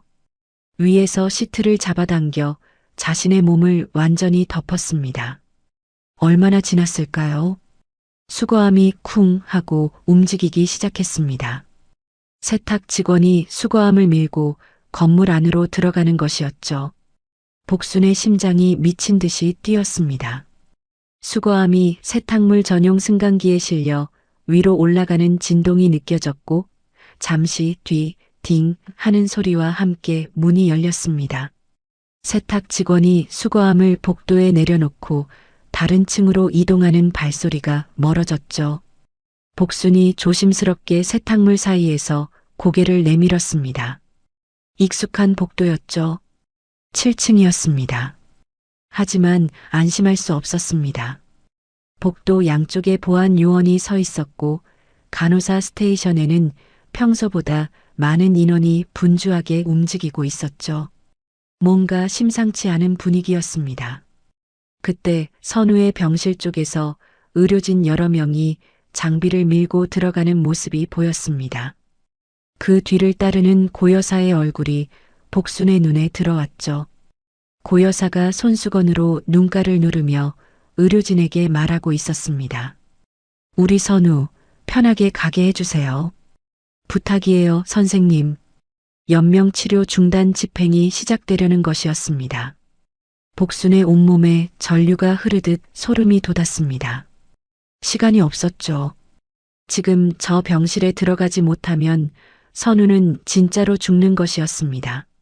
수거함에서 빠져나온 복순이 복도를 살폈습니다. 보안 요원들의 시선이 병실 쪽에 집중된 틈을 타 복순이 벽을 따라 반대편으로 몸을 옮겼죠. 복도 끝에 있는 청소도구함이 눈에 들어왔습니다. 10년 넘게 매일 열었던 그 회색 도구함의 비밀번호를 복순의 손가락은 아직 기억하고 있었죠. 찰칵! 도구함이 열렸습니다. 안에서 대걸레 한 자루를 꺼내 들었죠. 무기가 필요했던 것이 아닙니다. 대걸레를 든 사람은 이 병원에서 가장 눈에 띄지 않는 존재였으니까요. 청소부의 위장이었습니다. 복수는 대걸레를 세워들고 바닥을 쓸며 병실 쪽으로 천천히 이동했습니다. 보안 요원 한 명이 고개를 돌려 복순을 봤지만 대걸레를 든 중년 여자를 위협으로 인식하지 못한 채 시선을 돌렸죠. 병실 문 앞까지 왔습니다. 안에서 의료진이 장비를 점검하는 소리가 들렸고 고여사의 흐느끼는 연기 소리가 문틈으로 새어나왔습니다. 그리고 그 소리들 사이로 산소호흡기의 규칙적인 소리가 아직 살아있었죠. 선우가 아직 숨을 쉬고 있다는 뜻이었습니다. 복도 반대편에서 기철이 걸어오고 있었습니다. 고개를 푹 숙이고 발을 질질 끌며 마치 사형장으로 향하는 사람처럼 느린 걸음이었죠. 병실 문 앞에 도착한 기철이 손잡이를 잡았다가 놓았다가 다시 잡았습니다. 그리고 문을 열지 못한 채 그 자리에 주저앉아 머리를 감싸쥐었죠. 선우야, 나는 대체 뭐하는 놈이냐? 기철의 흐느낌이 복도에 울렸습니다. 자신의 무능함에 대한 괴로움이었을까요? 아니면 돌이킬 수 없는 서명에 대한 후회였을까요? 어쩌면 둘 다였을 것입니다. 병실 안에서 당직 의사의 목소리가 들렸습니다. 보호자분, 이제 시작하겠습니다. 들어오시죠. 고여사가 기철의 팔을 잡아 일으켰습니다. 기철아, 들어가자. 마지막으로 선우 얼굴 보자. 기철이 비틀거리며 일어섰고 고여사가 아들을 부축하듯 병실 안으로 이끌었죠. 병실 문이 닫히려는 순간 복순이 대걸레를 꽉 움켜쥐었습니다. 지금이었습니다. 하지만 보안 요원이 복순을 발견했죠. 저기, 저 사람, 어제 해고된 청소부잖아. 요원 2명이 동시에 달려왔습니다. 복순은 대걸레를 들고 복도를 뛰기 시작했죠. 59살의 다리가 깨진 무릎이 비에 젖은 몸이 비명을 질렀지만 복순은 멈추지 않았습니다. 병실까지 남은 거리는 15걸음이었죠. 10걸음. 보안 요원의 손이 복순의 뒷덜미를 스쳤습니다. 5걸음. 복순의 앞치마가 잡혔다가 찢어지는 소리가 났죠. 3걸음. 복순의 손이 병실 문 손잡이에 닿았습니다. 그리고 복순은 온 힘을 다해 그 문을 잡아당겼습니다. 병실 문이 벽에 부딪히며 쨍 하고 울렸습니다. 안에 있던 모든 시선이 문 쪽으로 쏠렸죠. 의료진, 고여사, 기철, 그리고 침대 위의 선우까지. 문 앞에는 비에 젖은 머리카락이 얼굴에 달라붙고 찢어진 앞치마를 걸친 복순이 거친 숨을 몰아쉬며 서 있었습니다. 멈춰요. 복순의 목소리가 병실 전체를 뒤흔들었습니다. 이 환자 살아있습니다. 고여사가 먼저 반응했죠. 소파에서 벌떡 일어나 복순을 향해 달려들었습니다. 이 미친 여자가 어딜 또 들어와. 보안요원 안 와. 뒤따라온 보안요원 2명이 복순의 양팔을 잡았습니다. 복순의 몸이 뒤로 끌려가기 시작했죠. 하지만 복순은 끌려가면서도 손에 쥔 대걸레 자루를 병실 문틀에 가로질러 걸었습니다. 자루가 문틈에 단단히 박히면서 문이 닫히지 않게 된 것이죠. 누구도 이 상황을 숨길 수 없게 복도에 있는 모든 사람이 볼 수 있게 문을 열어놓은 것이었습니다. 놔주세요. 복순이 보안 요원들의 팔을 뿌리치며 기철을 향해 외쳤습니다. 제발 안의 눈을 봐요. 살아있단 말이에요. 기철이 멍하니 서 있었습니다. 아까 복도에서 주저앉아 울었던 남자의 눈이 비에 젖은 이 여자의 절규에 흔들리고 있었죠. 하지만 고여사가 기철의 앞을 가로막았습니다. 전현말 듣지 마라. 물건 훔쳐서 잘린 청소부가 미쳤어. 고여사가 복순의 머리채를 잡았습니다. 복순의 고개가 뒤로 꺾이며 비명이 터져나왔죠.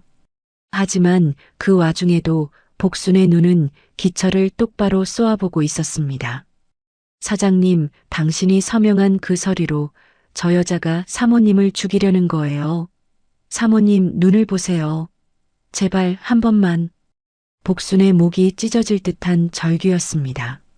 머리채를 잡힌 채로 보안 요원에게 팔이 꺾인 채로 내지르는 소리가 병실 밖 복도까지 울려 퍼졌죠. 간호사들이 병실 앞에 모여들었고 같은 층 환자 보호자들까지 고개를 내밀었습니다. 기철의 눈이 흔들렸습니다. 복순의 절규에 담긴 간절함이 고여사의 가스라이팅 위에 금을 내고 있었죠. 기철이 한 발짝 선우의 침대 쪽으로 움직였습니다. 고여사가 재빨리 기철의 팔을 잡았죠. 기철아, 저 여자한테 속으면 안 돼. 미친 사람이야. 하지만 기철은 어머니의 손을 뿌리쳤습니다. 처음이었죠. 41살 인생에서 어머니의 손을 스스로 뿌리친 것은 그것이 처음이었습니다.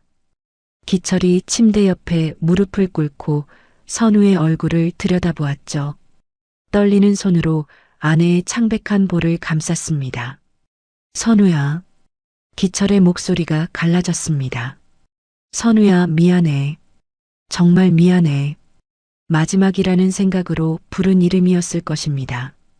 2달 동안 한 번도 제대로 곁을 지키지 못한 것에 대한 회한이 고작 3글자 이름에 전부 담겨 있었죠. 그 순간이었습니다. 선우의 눈이 떠졌습니다. 감겼던 눈꺼풀이 천천히 그러나 분명하게 올라갔죠. 2달 넘게 한 번도 열리지 않았던 눈이 형광등 불빛 아래에서 번쩍 빛났습니다. 병실 안의 모든 소리가 사라진 것 같았죠. 고여사의 고함도, 보안 요원의 발소리도, 기계음도 모두 멈춘 것처럼 고요해졌습니다. 선우의 눈이 가장 먼저 찾은 것은 기철의 얼굴이었습니다. 그리고 다음 순간 선우의 오른손이 이불 밖으로 뻗어나와 기철의 손목을 움켜잡았죠. 2달간 꼼짝 않고 누워있던 여자의 손이라고는 믿기 어려울 만큼 뼈가 부러질 것 같은 힘이었습니다. 기철이 경악에 가까운 비명을 질렀습니다. 선우야? 선우의 입술이 달싹거렸습니다. 2달 만에 쓰는 성대가 바람 빠지는 소리를 냈지만 그 눈만큼은 또렷하게 살아있었죠. 고여사가 가장 먼저 상황을 수습하려 했습니다. 놀란 표정을 순식간에 기쁜 표정으로 바꿔달고 침대 옆으로 달려왔죠. 어머, 우리 선우가 드디어 눈을 떴네. 세상에, 하느님 감사합니다. 고여사가 2 손을 맞잡으며 감격의 연기를 펼쳤습니다. 눈에 눈물까지 글썽이며 선우의 손을 잡으려 뻗었죠. 하지만 선우가 고여사의 손을 쳐냈습니다.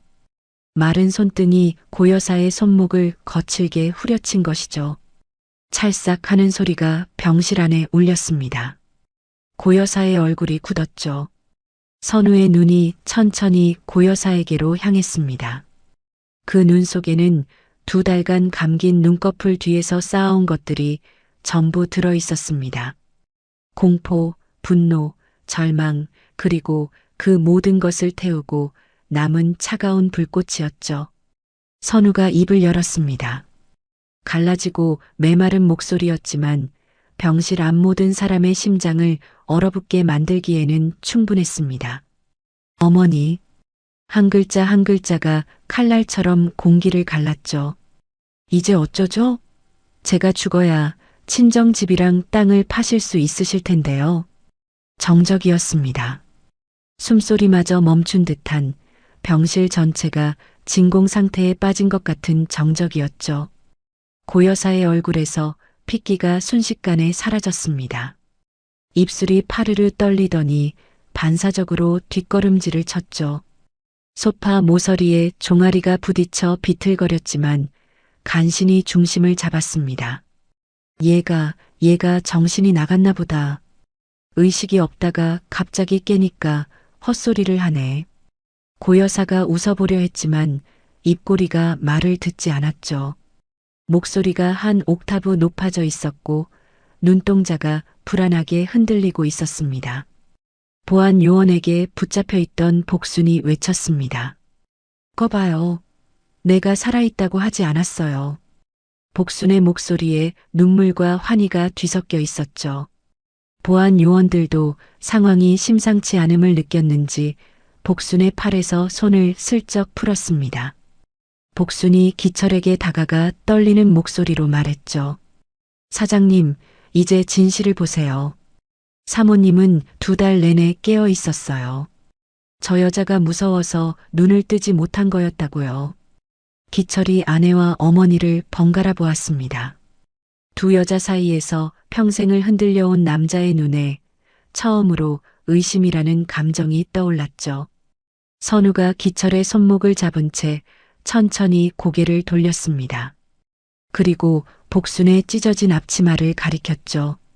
여보, 저 이모 앞치마 안에 메모리 칩이 있어요. 선우의 목소리는 여전히 갈라져 있었지만 한마디 한마디에 흔들림이 없었습니다. 그걸 보면 어머니가 뭘 했는지 알 수 있어요. 고여사의 얼굴이 백지장처럼 하얗게 변했습니다. 메모리 칩. 그것이 무엇인지 고여사도 알고 있었던 것이죠. 선우의 차에 블랙박스가 있었다는 것을 고여사는 뒤늦게 깨달은 것이었습니다. 그게 무슨 소리야? 그런 거 없어. 전현이 조작한 거야. 고 여사가 발악하며 복순에게 달려들려 했지만 기철이 어머니의 앞을 막아섰습니다. 두 번째였죠. 기철이 어머니를 가로막은 것은 오늘 이것이 두 번째였습니다. 어머니, 잠깐만요. 기철의 목소리가 떨리고 있었지만 눈빛은 흔들리지 않았습니다. 복순을 향해 돌아선 기철이 나지막하게 말했죠. 그 칩 보여주세요. 복순이 찢어진 앞치마의 안쪽 주머니에서 실로 꿰맨 봉투를 뜯어냈습니다. 그 안에서 검은색 메모리 칩이 나왔죠. 기철이 그것을 받아들고 병실 벽에 걸린 TV를 바라보았습니다. 고 여사가 병실 문 쪽으로 몸을 돌렸습니다. 도망치려는 것이었죠. 하지만 복순이 문 앞에 가로질러 놓은 대걸레 자루를 밟고 비틀거렸고 복도에 모여든 간호사들과 보호자들의 시선이 고 여사를 둘러싸고 있었습니다. 도망칠 곳이 없었죠. 기철이 TV 옆 USB 포트에 칩을 꽂았습니다. 화면이 깜빡이더니 파란 화면이 뜨고 곧 영상이 재생되기 시작했죠. 어두운 주차장이 화면에 나타났습니다. 그리고 차량 하부에 몸을 숙인 사람의 뒷모습이 보였죠. 병실 안의 모든 눈이 TV 화면에 고정되었습니다. 영상 속 인물이 천천히 고개를 들었습니다. 고 여사였습니다. 화면 가득 잡힌 고 여사의 얼굴이 병실 안에 서 있는 고 여사의 얼굴과 겹쳤죠. 영상 속 고 여사의 손에는 공구가 들려 있었고 브레이크 라인 주변을 만지작거리며 입술이 움직였습니다. 이것만 하면 돼. 네가 없어야 기철이가 산다. 그 목소리가 병실 스피커를 통해 울려 퍼지는 순간 기철의 무릎이 꺾였습니다. 기철의 무릎이 바닥에 닿는 소리가 병실 안에 둔탁하게 울렸습니다. TV 화면에서는 고 여사가 선우의 차 밑에 엎드려 브레이크 라인을 만지작거리는 영상이 반복 재생되고 있었죠. 어머니, 기철의 목소리가 바닥에서 올라왔습니다. 무릎을 꿇은 채 고개를 들어 고 여사를 올려다보는 기철의 눈에서 눈물이 쏟아지고 있었죠. 어떻게 저한테 이러셨어요? 선우한테 어떻게? 기철의 절규가 병실 벽을 타고 울렸습니다. 41살 남자의 세계가 무너지는 소리였죠. 평생을 의지했던 어머니가 자신의 아내를 죽이려 했다는 사실이 기철의 가슴을 산산조각 내고 있었습니다. 고 여사가 TV를 향해 손가락질을 하며 발악했습니다. 저건 가짜야. 조작된 거야. 저 청소부년이 만들어낸 거라고. 고 여사의 목소리가 갈라지고 높아졌지만 그 떨림을 감출 수는 없었죠. 화면 속 자신의 얼굴이 너무나 선명했고 목소리도 틀림없는 자기 것이었으니까요. 의료진이 경악에 질린 채 화면과 고 여사를 번갈아 보았고 문 앞에 모여든 간호사들 사이에서 세상에 하는 탄식이 흘러나왔습니다. 하지만 복순의 손에는 아직 카드가 남아 있었습니다. 복순이 가방에서 스마트폰을 꺼내 들었죠. 녹음 파일 목록이 화면에 떴습니다. 복순이 첫 번째 파일의 재생 버튼을 눌렀죠. 고 여사의 목소리가 스마트폰 스피커에서 흘러나왔습니다. 병실에서 선우에게 퍼붓던 독설이 한마디 한마디 되살아났죠. 너만 죽으면 네 재산 싹 정리해서 우리 기철이 새 출발시킬 거다. 병실 안 공기가 얼어붙었습니다. 복순이 다음 파일을 재생했죠. 비상계단에서 부동산 업자와 통화하던 고 여사의 목소리가 이어졌습니다. 시세보다 낮게 잡아서 빨리 넘기고 차액은 우리끼리 나누는 거야. 며느리? 걱정 마. 며느리는 깨어날 일 없어. 또 다른 파일에서는 선우의 뺨을 때리는 소리가 났고 천한 것들은 다 똑같다라는 고 여사의 조롱이 뒤따랐죠.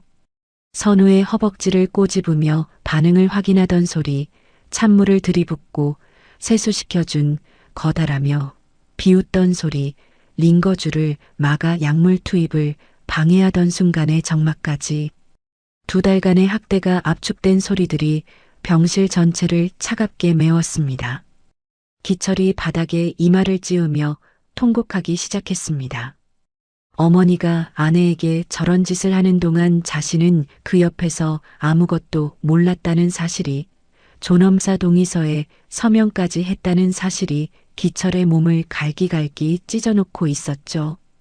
고 여사가 기철에게 다가갔습니다. 아들의 어깨를 잡으며 목소리를 낮추었죠. 기철아, 엄마 말 들어. 이건 다 니를 위해서 그런 거야. 다 니 잘되라고 그런 거다. 끝까지 뻔뻔했습니다. 블랙박스 영상이 재생되고 녹음 파일이 공개된 이 자리에서도 고 여사는 모성이라는 탈을 벗으려 하지 않았죠. 기철의 얼굴 가까이 바짝 다가선 고 여사가 아들의 뺨을 감싸쥐었습니다. 엄마 믿지? 네가 엄마를 안 믿으면 누가 믿어주니? 그 순간 기철이 고 여사의 손을 떼어냈습니다. 떨리지만 분명한 힘으로 어머니의 손을 자기 볼에서 떼어냈죠. 고 여사의 눈이 커졌습니다. 기철아? 기철이 고개를 들었습니다.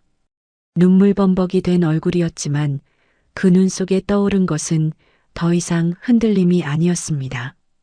분노도 슬픔도 아닌 모든 감정이 불에 타고 난 뒤에 남는 잿빛 결심이었죠.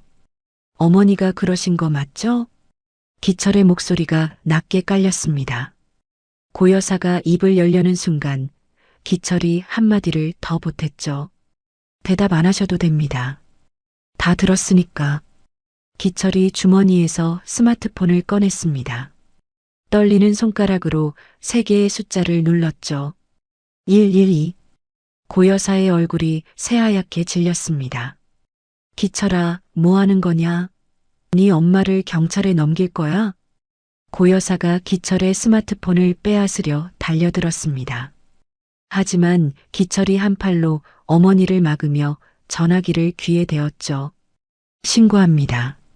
서울 강남구 대학병원 7층입니다. 살인미수와 환자 학대 혐의로 신고합니다. 피의자는 기철의 목소리가 한 번 크게 갈라졌습니다. 제 어머니입니다. 그 3글자를 내뱉는 순간 기철의 눈에서 눈물이 또 한 줄기 흘러내렸죠. 고 여사가 멈추었습니다. 아들이 자신을 직접 신고한다는 사실이 뇌에 도달하는데 몇 초가 걸린 것 같았죠. 고 여사의 입이 벌어졌다가 닫혔다가를 반복했고 얼굴이 붉어졌다가 다시 하얗게 변했습니다. 그리고 다음 순간 고 여사가 폭발했습니다. 이 배은망덕한 놈, 내가 누구 때문에 이렇게 된 줄 알아. 고 여사가 선우를 향해 달려들었습니다. 침대 위로 상체를 숙이며 선우의 목을 향해 2 손을 뻗었죠. 선우의 눈이 공포로 크게 벌어졌습니다. 기철이 처음으로 어머니를 밀쳤습니다. 평생 한 번도 해본 적 없는 행동이었죠. 고 여사의 몸이 뒤로 밀려나며 벽에 등이 부딪혔고 기철이 2 팔을 벌려 선우와 고 여사 사이를 가로막았습니다. 복순이 뒤에서 고 여사의 팔을 잡아 뒤로 꺾었습니다. 10년 넘게 양동이를 나르고 대걸레를 밀며 다져진 팔힘이 고 여사의 몸부림을 꼼짝 못하게 눌렀죠. 내 딸 대신 네가 벌 좀 받아라. 복순의 나지막한 한마디에 고 여사의 몸이 굳었습니다.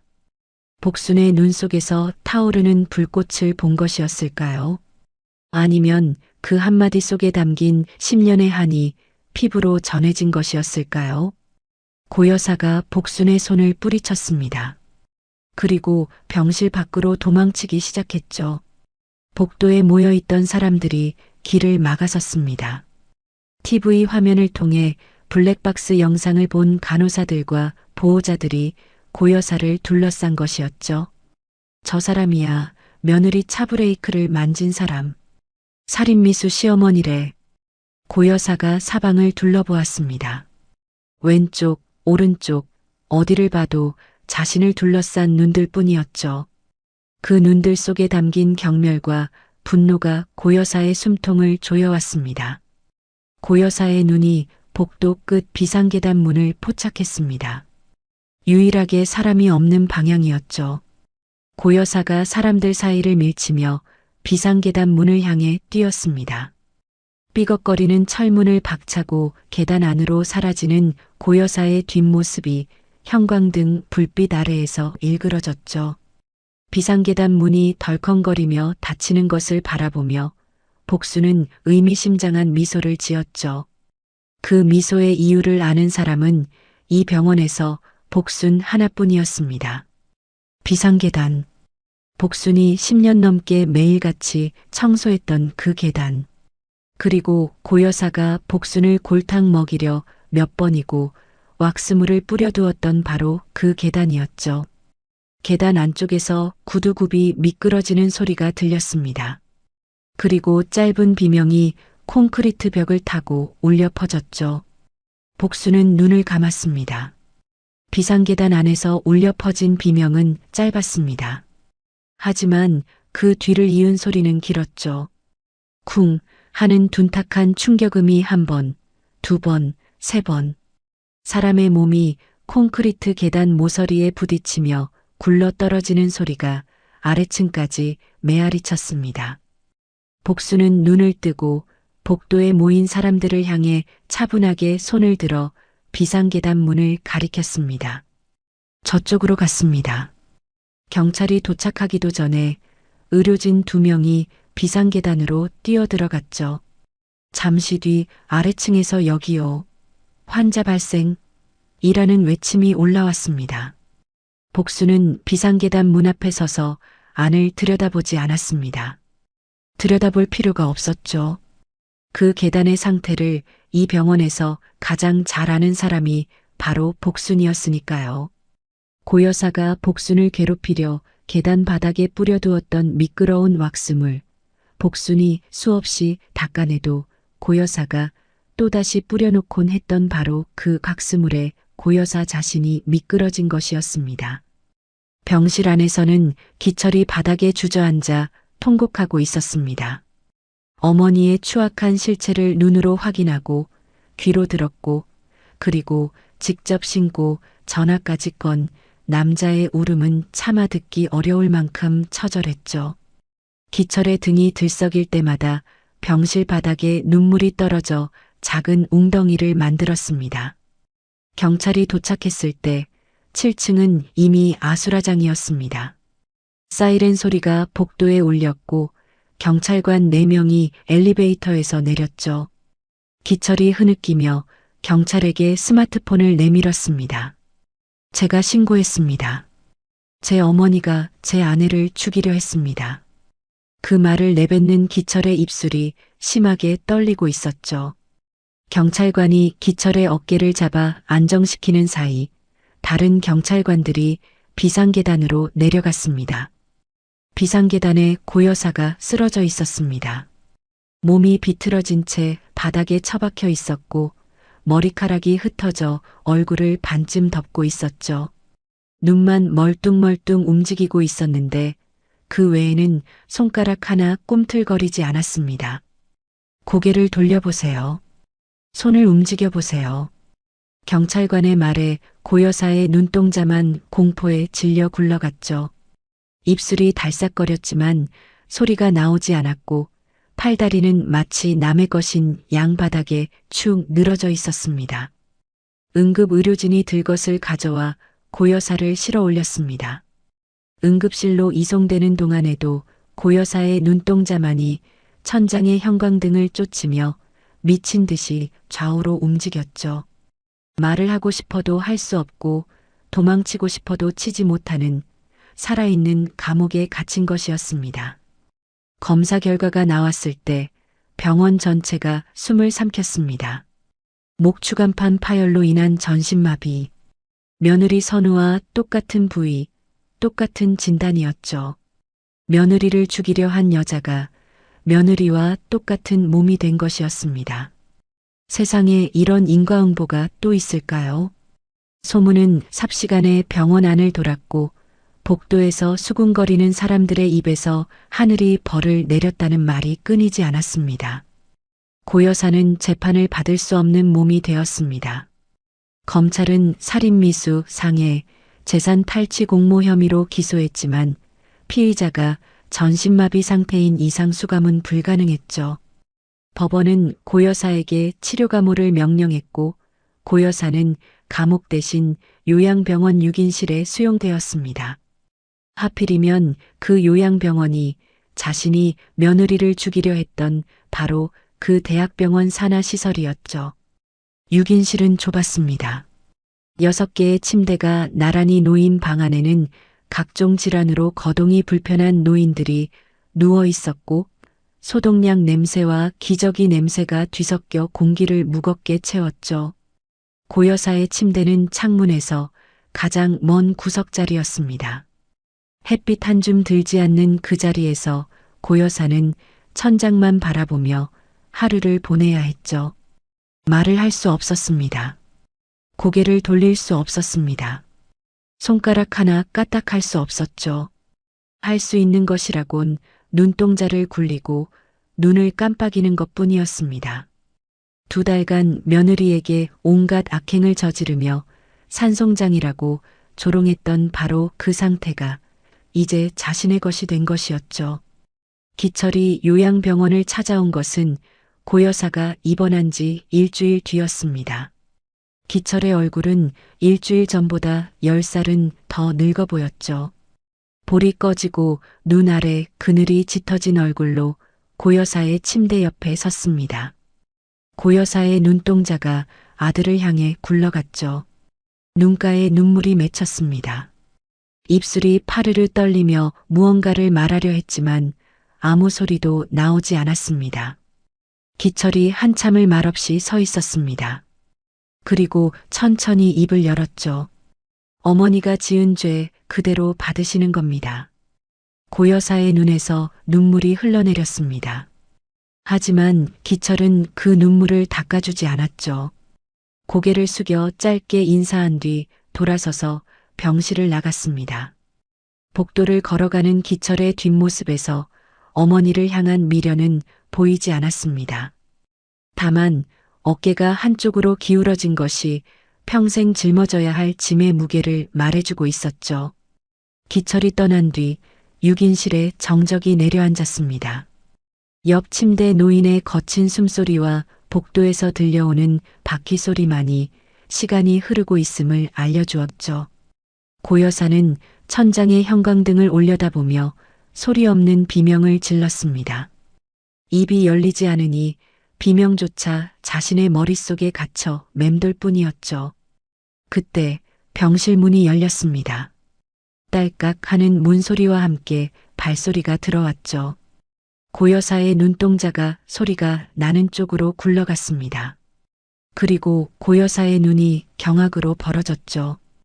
연한 하늘색 앞치마를 두른 여자가 대걸레를 세워들고 서 있었습니다. 깔끔하게 빗어넘긴 머리에 왼쪽 뺨에 아직 희미하게 남아있는 자국까지 고 여사가 세상에서 가장 보고 싶지 않았을 얼굴이었죠. 복순이었습니다. 이름표에는 청소반장 박복순이라고 적혀 있었습니다. 고 여사를 골탕 먹이려 해고시켰던 바로 그 청소부가 고 여사가 갇힌 요양병원의 청소반장으로 부임한 것이었죠. 세상의 모든 우연이 모여 만들어낸 가장 잔인하고도 정확한 인과응보였습니다. 복순이 천천히 고 여사의 침대 옆으로 걸어왔습니다. 고 여사의 눈동자가 미친 듯이 좌우로 흔들렸죠. 도망치고 싶지만 몸이 움직이지 않고 소리를 지르고 싶지만 입이 열리지 않는 공포가 고 여사의 눈 속에 가득 차올랐습니다. 복순이 고 여사를 내려다보았습니다. 복순은 허리를 숙여 고 여사의 귀에 가까이 입을 대었죠. 2달 전 고 여사가 선우의 귀에 독서를 퍼부을 때와 똑같은 거리였습니다. 죄 지은 대로 사는 법이죠. 복순의 목소리는 나직하고 담담했습니다. 그 한마디가 고 여사의 귀 속으로 스며든 순간 고 여사의 눈에서 눈물이 주르륵 흘러내렸죠.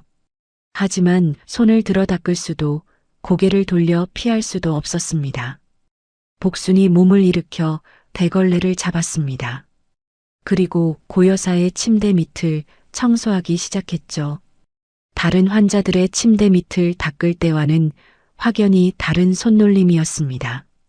차갑고 거칠게 대걸레가 침대 프레임에 부딪히는 소리가 일부러인 듯 크게 울렸죠. 쿵, 쿵, 쿵. 그 소리가 울릴 때마다 고여사의 눈꺼풀이 파르르 떨렸습니다. 6인실에 다시 정적이 내려앉았습니다. 고여사는 천장을 올려다보며 눈만 끔뻑거렸죠. 이제 매일 하루도 빠짐없이 저 여자가 들어올 것이었습니다. 대걸레를 들고 차가운 눈으로 자신의 침대 밑을 거칠게 청소하러 올 것이었죠. 도망칠 수 없었습니다. 고개도 돌릴 수 없었습니다.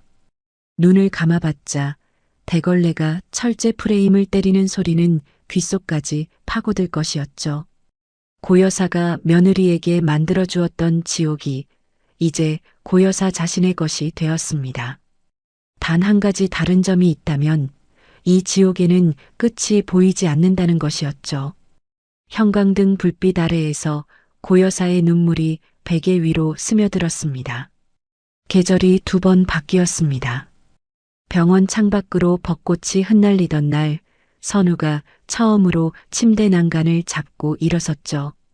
2달 넘게 누워있던 몸은 갈대처럼 가늘어져 있었고 다리에 힘을 주는 것만으로도 이마에 땀이 송글송글 맺혔습니다.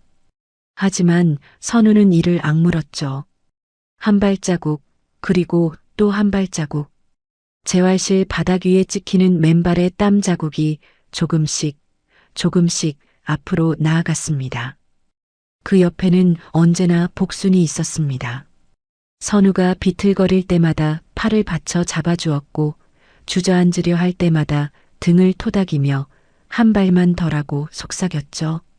복순의 손은 거칠었습니다. 수십 년간 걸레를 짜고 양동이를 나르며 굳은 살이 박힌 손이었지만 선우에게는 그 손이 세상에서 가장 따뜻했습니다. 재활은 길고 험난한 여정이었죠. 다리에 감각이 돌아오는데 3달, 보조기 없이 걸을 수 있게 되는데 5달이 걸렸습니다. 그 긴 시간 동안 복수는 단 하루도 빠지지 않고 선우의 곁을 지켰죠. 요양병원 청소 반장 일을 마치고 저녁마다 선우의 병원으로 달려와 재활운동을 돕고 따뜻한 죽을 끓여 먹이고 선우가 잠들 때까지 옆에 앉아 있었습니다. 어느 날 밤 선우가 복순의 손을 꼭 잡고 물었습니다. 이모, 왜 이렇게까지 해주시는 거예요? 복순이 잠시 말을 잇지 못했죠. 선우의 손을 내려다보다가 천천히 입을 열었습니다. 내 딸이 있었어. 선우의 눈이 커졌죠. 복순이 한 번도 꺼내지 않았던 이야기였습니다. 경은이라고 아직 30도 안 됐었지. 시집살이가 독했는데 그렇게 고생하며 큰 병이 생긴 줄도 몰랐어. 그때 내가 손을 잡아주지 못했거든. 복순의 목소리가 떨리고 눈물이 흘렀습니다. 그 아이를 보내고 나서 하루도 잊은 날이 없었어. 내가 잡아줬으면, 내가 데리고 나왔으면 그 애가 살았을 텐데. 복순이 선우의 손등을 쓸었습니다. 그런데 네가 내 손등을 톡톡 두드렸잖아. 그때 경은이가 나한테 다시 손을 내미는 것 같았어. 선우의 눈에 눈물이 차올랐습니다. 복순의 눈에도 비로소 물기가 어렸죠. 두 여자는 아무 말 없이 서로의 손을 꼭 쥐었습니다. 병실 창으로 쏟아지는 달빛이 맞잡은 두 손 위에 하얗게 내려앉았죠. 선우의 몸이 회복되면서 법적인 일들도 하나씩 정리되기 시작했습니다. 가장 먼저 친정아버지가 남긴 집과 땅을 되찾았죠. 고여사가 진행하려던 위임장과 매각 절차는 모두 무효 처리되었고 상속 재산은 원래 주인인 선우의 이름으로 온전히 돌아왔습니다. 부동산 업자와 공모하여 헐값 매각을 시도한 고여사의 범행은 재산 탈취 미수로 추가 기소되었죠. 그리고 이혼 서류가 접수되었습니다. 기철은 이혼에 동의했습니다. 아니, 동의할 수밖에 없었죠. 어머니의 범행을 눈앞에서 보고 자기 손으로 경찰에 신고한 남자가 아내에게 할 수 있는 말은 많지 않았습니다. 법원에서 마지막으로 마주한 기철의 얼굴은 반년 전보다 20살은 더 늙어 보였죠. 선우야, 미안해. 이 말밖에 할 수가 없다. 기철이 고개를 숙였습니다. 선우는 한참 동안 기철의 정수리를 내려다보다가 조용히 입을 열었죠. 당신도 피해자예요, 여보. 그렇지만 다시는 안 돼요. 선우의 목소리에 원망은 없었습니다. 미움을 품고 살기에는 자신이 되찾은 시간이 너무 소중했으니까요. 두 사람은 재판정에서 마지막 인사를 나누었고 기철은 깊이 허리를 숙인 채 법원 문을 나섰습니다. 모든 정리가 끝난 날 선우가 복순에게 말했습니다. 이모, 저랑 같이 살아요. 복순이 펄쩍 뛰었죠. 무슨 소리야, 내가 무슨 자격으로. 자격이요? 선우가 복순의 두 손을 잡아 자기 앞으로 끌어당겼습니다. 이모가 아니었으면 저는 그 병실에서 죽었어요. 이모는 제 생명의 은인이고 저한테 남은 유일한 가족이에요. 복순의 입술이 떨렸습니다. 거절하려고 입을 열었다가 선우의 눈을 보고 다시 닫았죠. 그 눈 속에 담긴 것이 동정도 보온도 아닌 진심이라는 것을 알아버렸으니까요. 나는 그냥 청소부야. 청소부가 제 목숨을 살렸어요. 복순의 눈에서 눈물이 흘러내렸습니다. 10년 전 잡아주지 못한 딸의 손, 그 죄책감의 무게 아래서 구부정해진 등을 펴도 된다고 이 젊은 여자가 허락해주는 것 같았죠. 두 사람은 선우의 친정아버지가 남긴 집으로 함께 이사했습니다. 마당에 감나무가 한 그루 서 있는 햇볕이 잘 드는 조용한 집이었죠. 복수는 청소 일을 그만두었습니다. 더 이상 새벽같이 일어나 양동이를 나르지 않아도 되었고 누군가의 모욕을 참으며 바닥을 닦지 않아도 되었죠. 첫 번째 아침이었습니다. 복순이 부엌에서 된장찌개를 끓이고 선우가 밥상을 차렸죠. 마주 앉아 밥을 먹는데 복순이 갑자기 숟가락을 놓고 주위를 둘러보았습니다. 이게 꿈이냐 생시냐? 선우가 웃으며 복순의 밥그릇에 계란말이를 올려주었죠. 생시예요, 이모. 내일 아침에도 이렇게 먹을 거예요. 복순의 입가에 주름이 깊이 패이며 환한 웃음이 번졌습니다. 59회를 살면서 이렇게 편안한 밥상 앞에 앉아본 적이 있었던가요? 10년 동안 혼자 먹던 찬밥의 쓸쓸함이 그제야 비로소 녹아내리는 것 같았습니다. 어느 맑은 날 두 사람은 경은이의 묘소를 찾았습니다. 도시 외곽 야산에 자리 잡은 작은 묘역이었죠. 복순이 잡초를 뽑고 묘비를 깨끗이 닦는 동안 선우가 가져온 흰 국화꽃을 묘비 앞에 가지런히 놓았습니다. 국화향이 바람에 실려 퍼졌죠. 복순이 묘비에 새겨진 딸의 이름을 손끝으로 천천히 더듬었습니다. 박경은 세 글자 위로 복순의 손가락이 느리게 지나갔죠. 그리고 딸의 묘비 앞에 무릎을 꿇고 앉았습니다. 경은아. 복순의 목소리가 바람에 흔들렸습니다. 엄마 이제 외롭지 않다. 내 언니가 생겼어. 복순이 옆에 선 선우의 손을 잡아 앞으로 당겼죠. 선우가 복순 옆에 무릎을 꿇었습니다. 두 사람의 어깨가 나란히 닿았고 맞잡은 손이 묘비 앞에서 하나가 되었죠. 선우가 묘비를 바라보며 입을 열었습니다. 경은 씨, 어머님 제가 대신 잘 모실게요. 약속할게요. 선우의 눈에서 눈물이 흘러내렸고 복순의 눈에서도 눈물이 흘러내렸습니다. 하지만 그 눈물은 슬픔만으로 이루어진 것이 아니었죠. 10년간 가슴에 묻어두었던 죄책감이 비로소 용서를 받는 눈물이었습니다.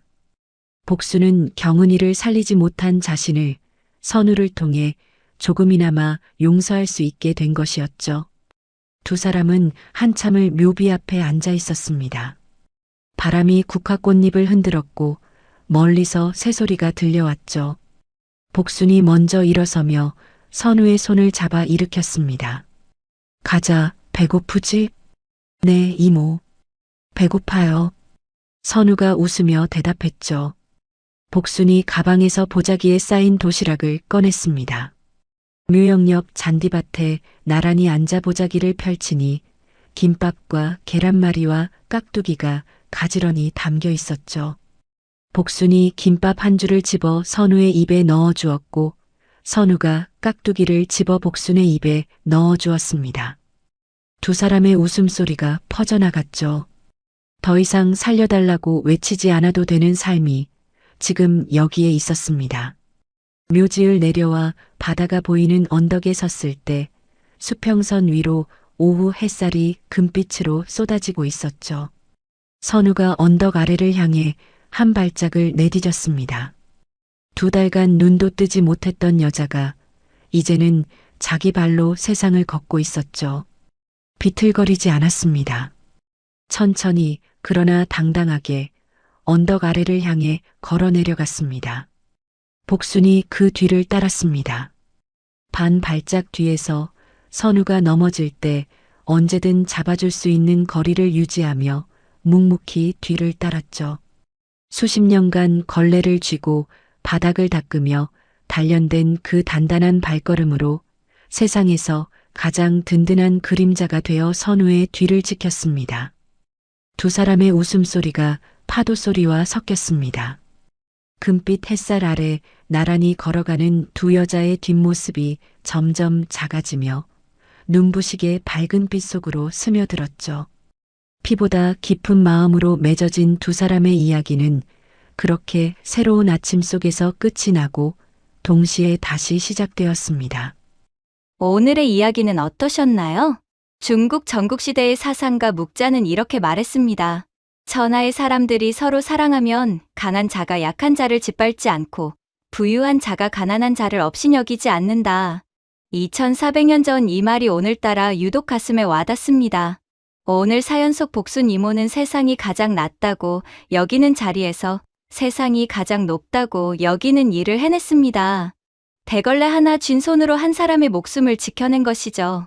지위가 사람을 만드는 것이 아니라 마음이 사람을 만드는 것이었습니다.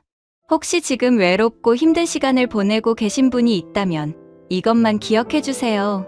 당신의 손을 잡아줄 사람은 생각지도 못한 곳에서 반드시 나타난다는 것을요. 오늘 복순 이모님과 선우 씨의 사연이 마음에 남으셨다면 댓글로 여러분의 생각을 들려주세요. 이 따뜻한 이야기가 더 많은 분들에게 전해질 수 있도록 구독과 좋아요로 함께 해주신다면 여러분의 하루에 좋은 일만 가득하실 거예요. 오늘도 들어주셔서 감사합니다. 건강하고 행복한 하루 보내시길 바랍니다.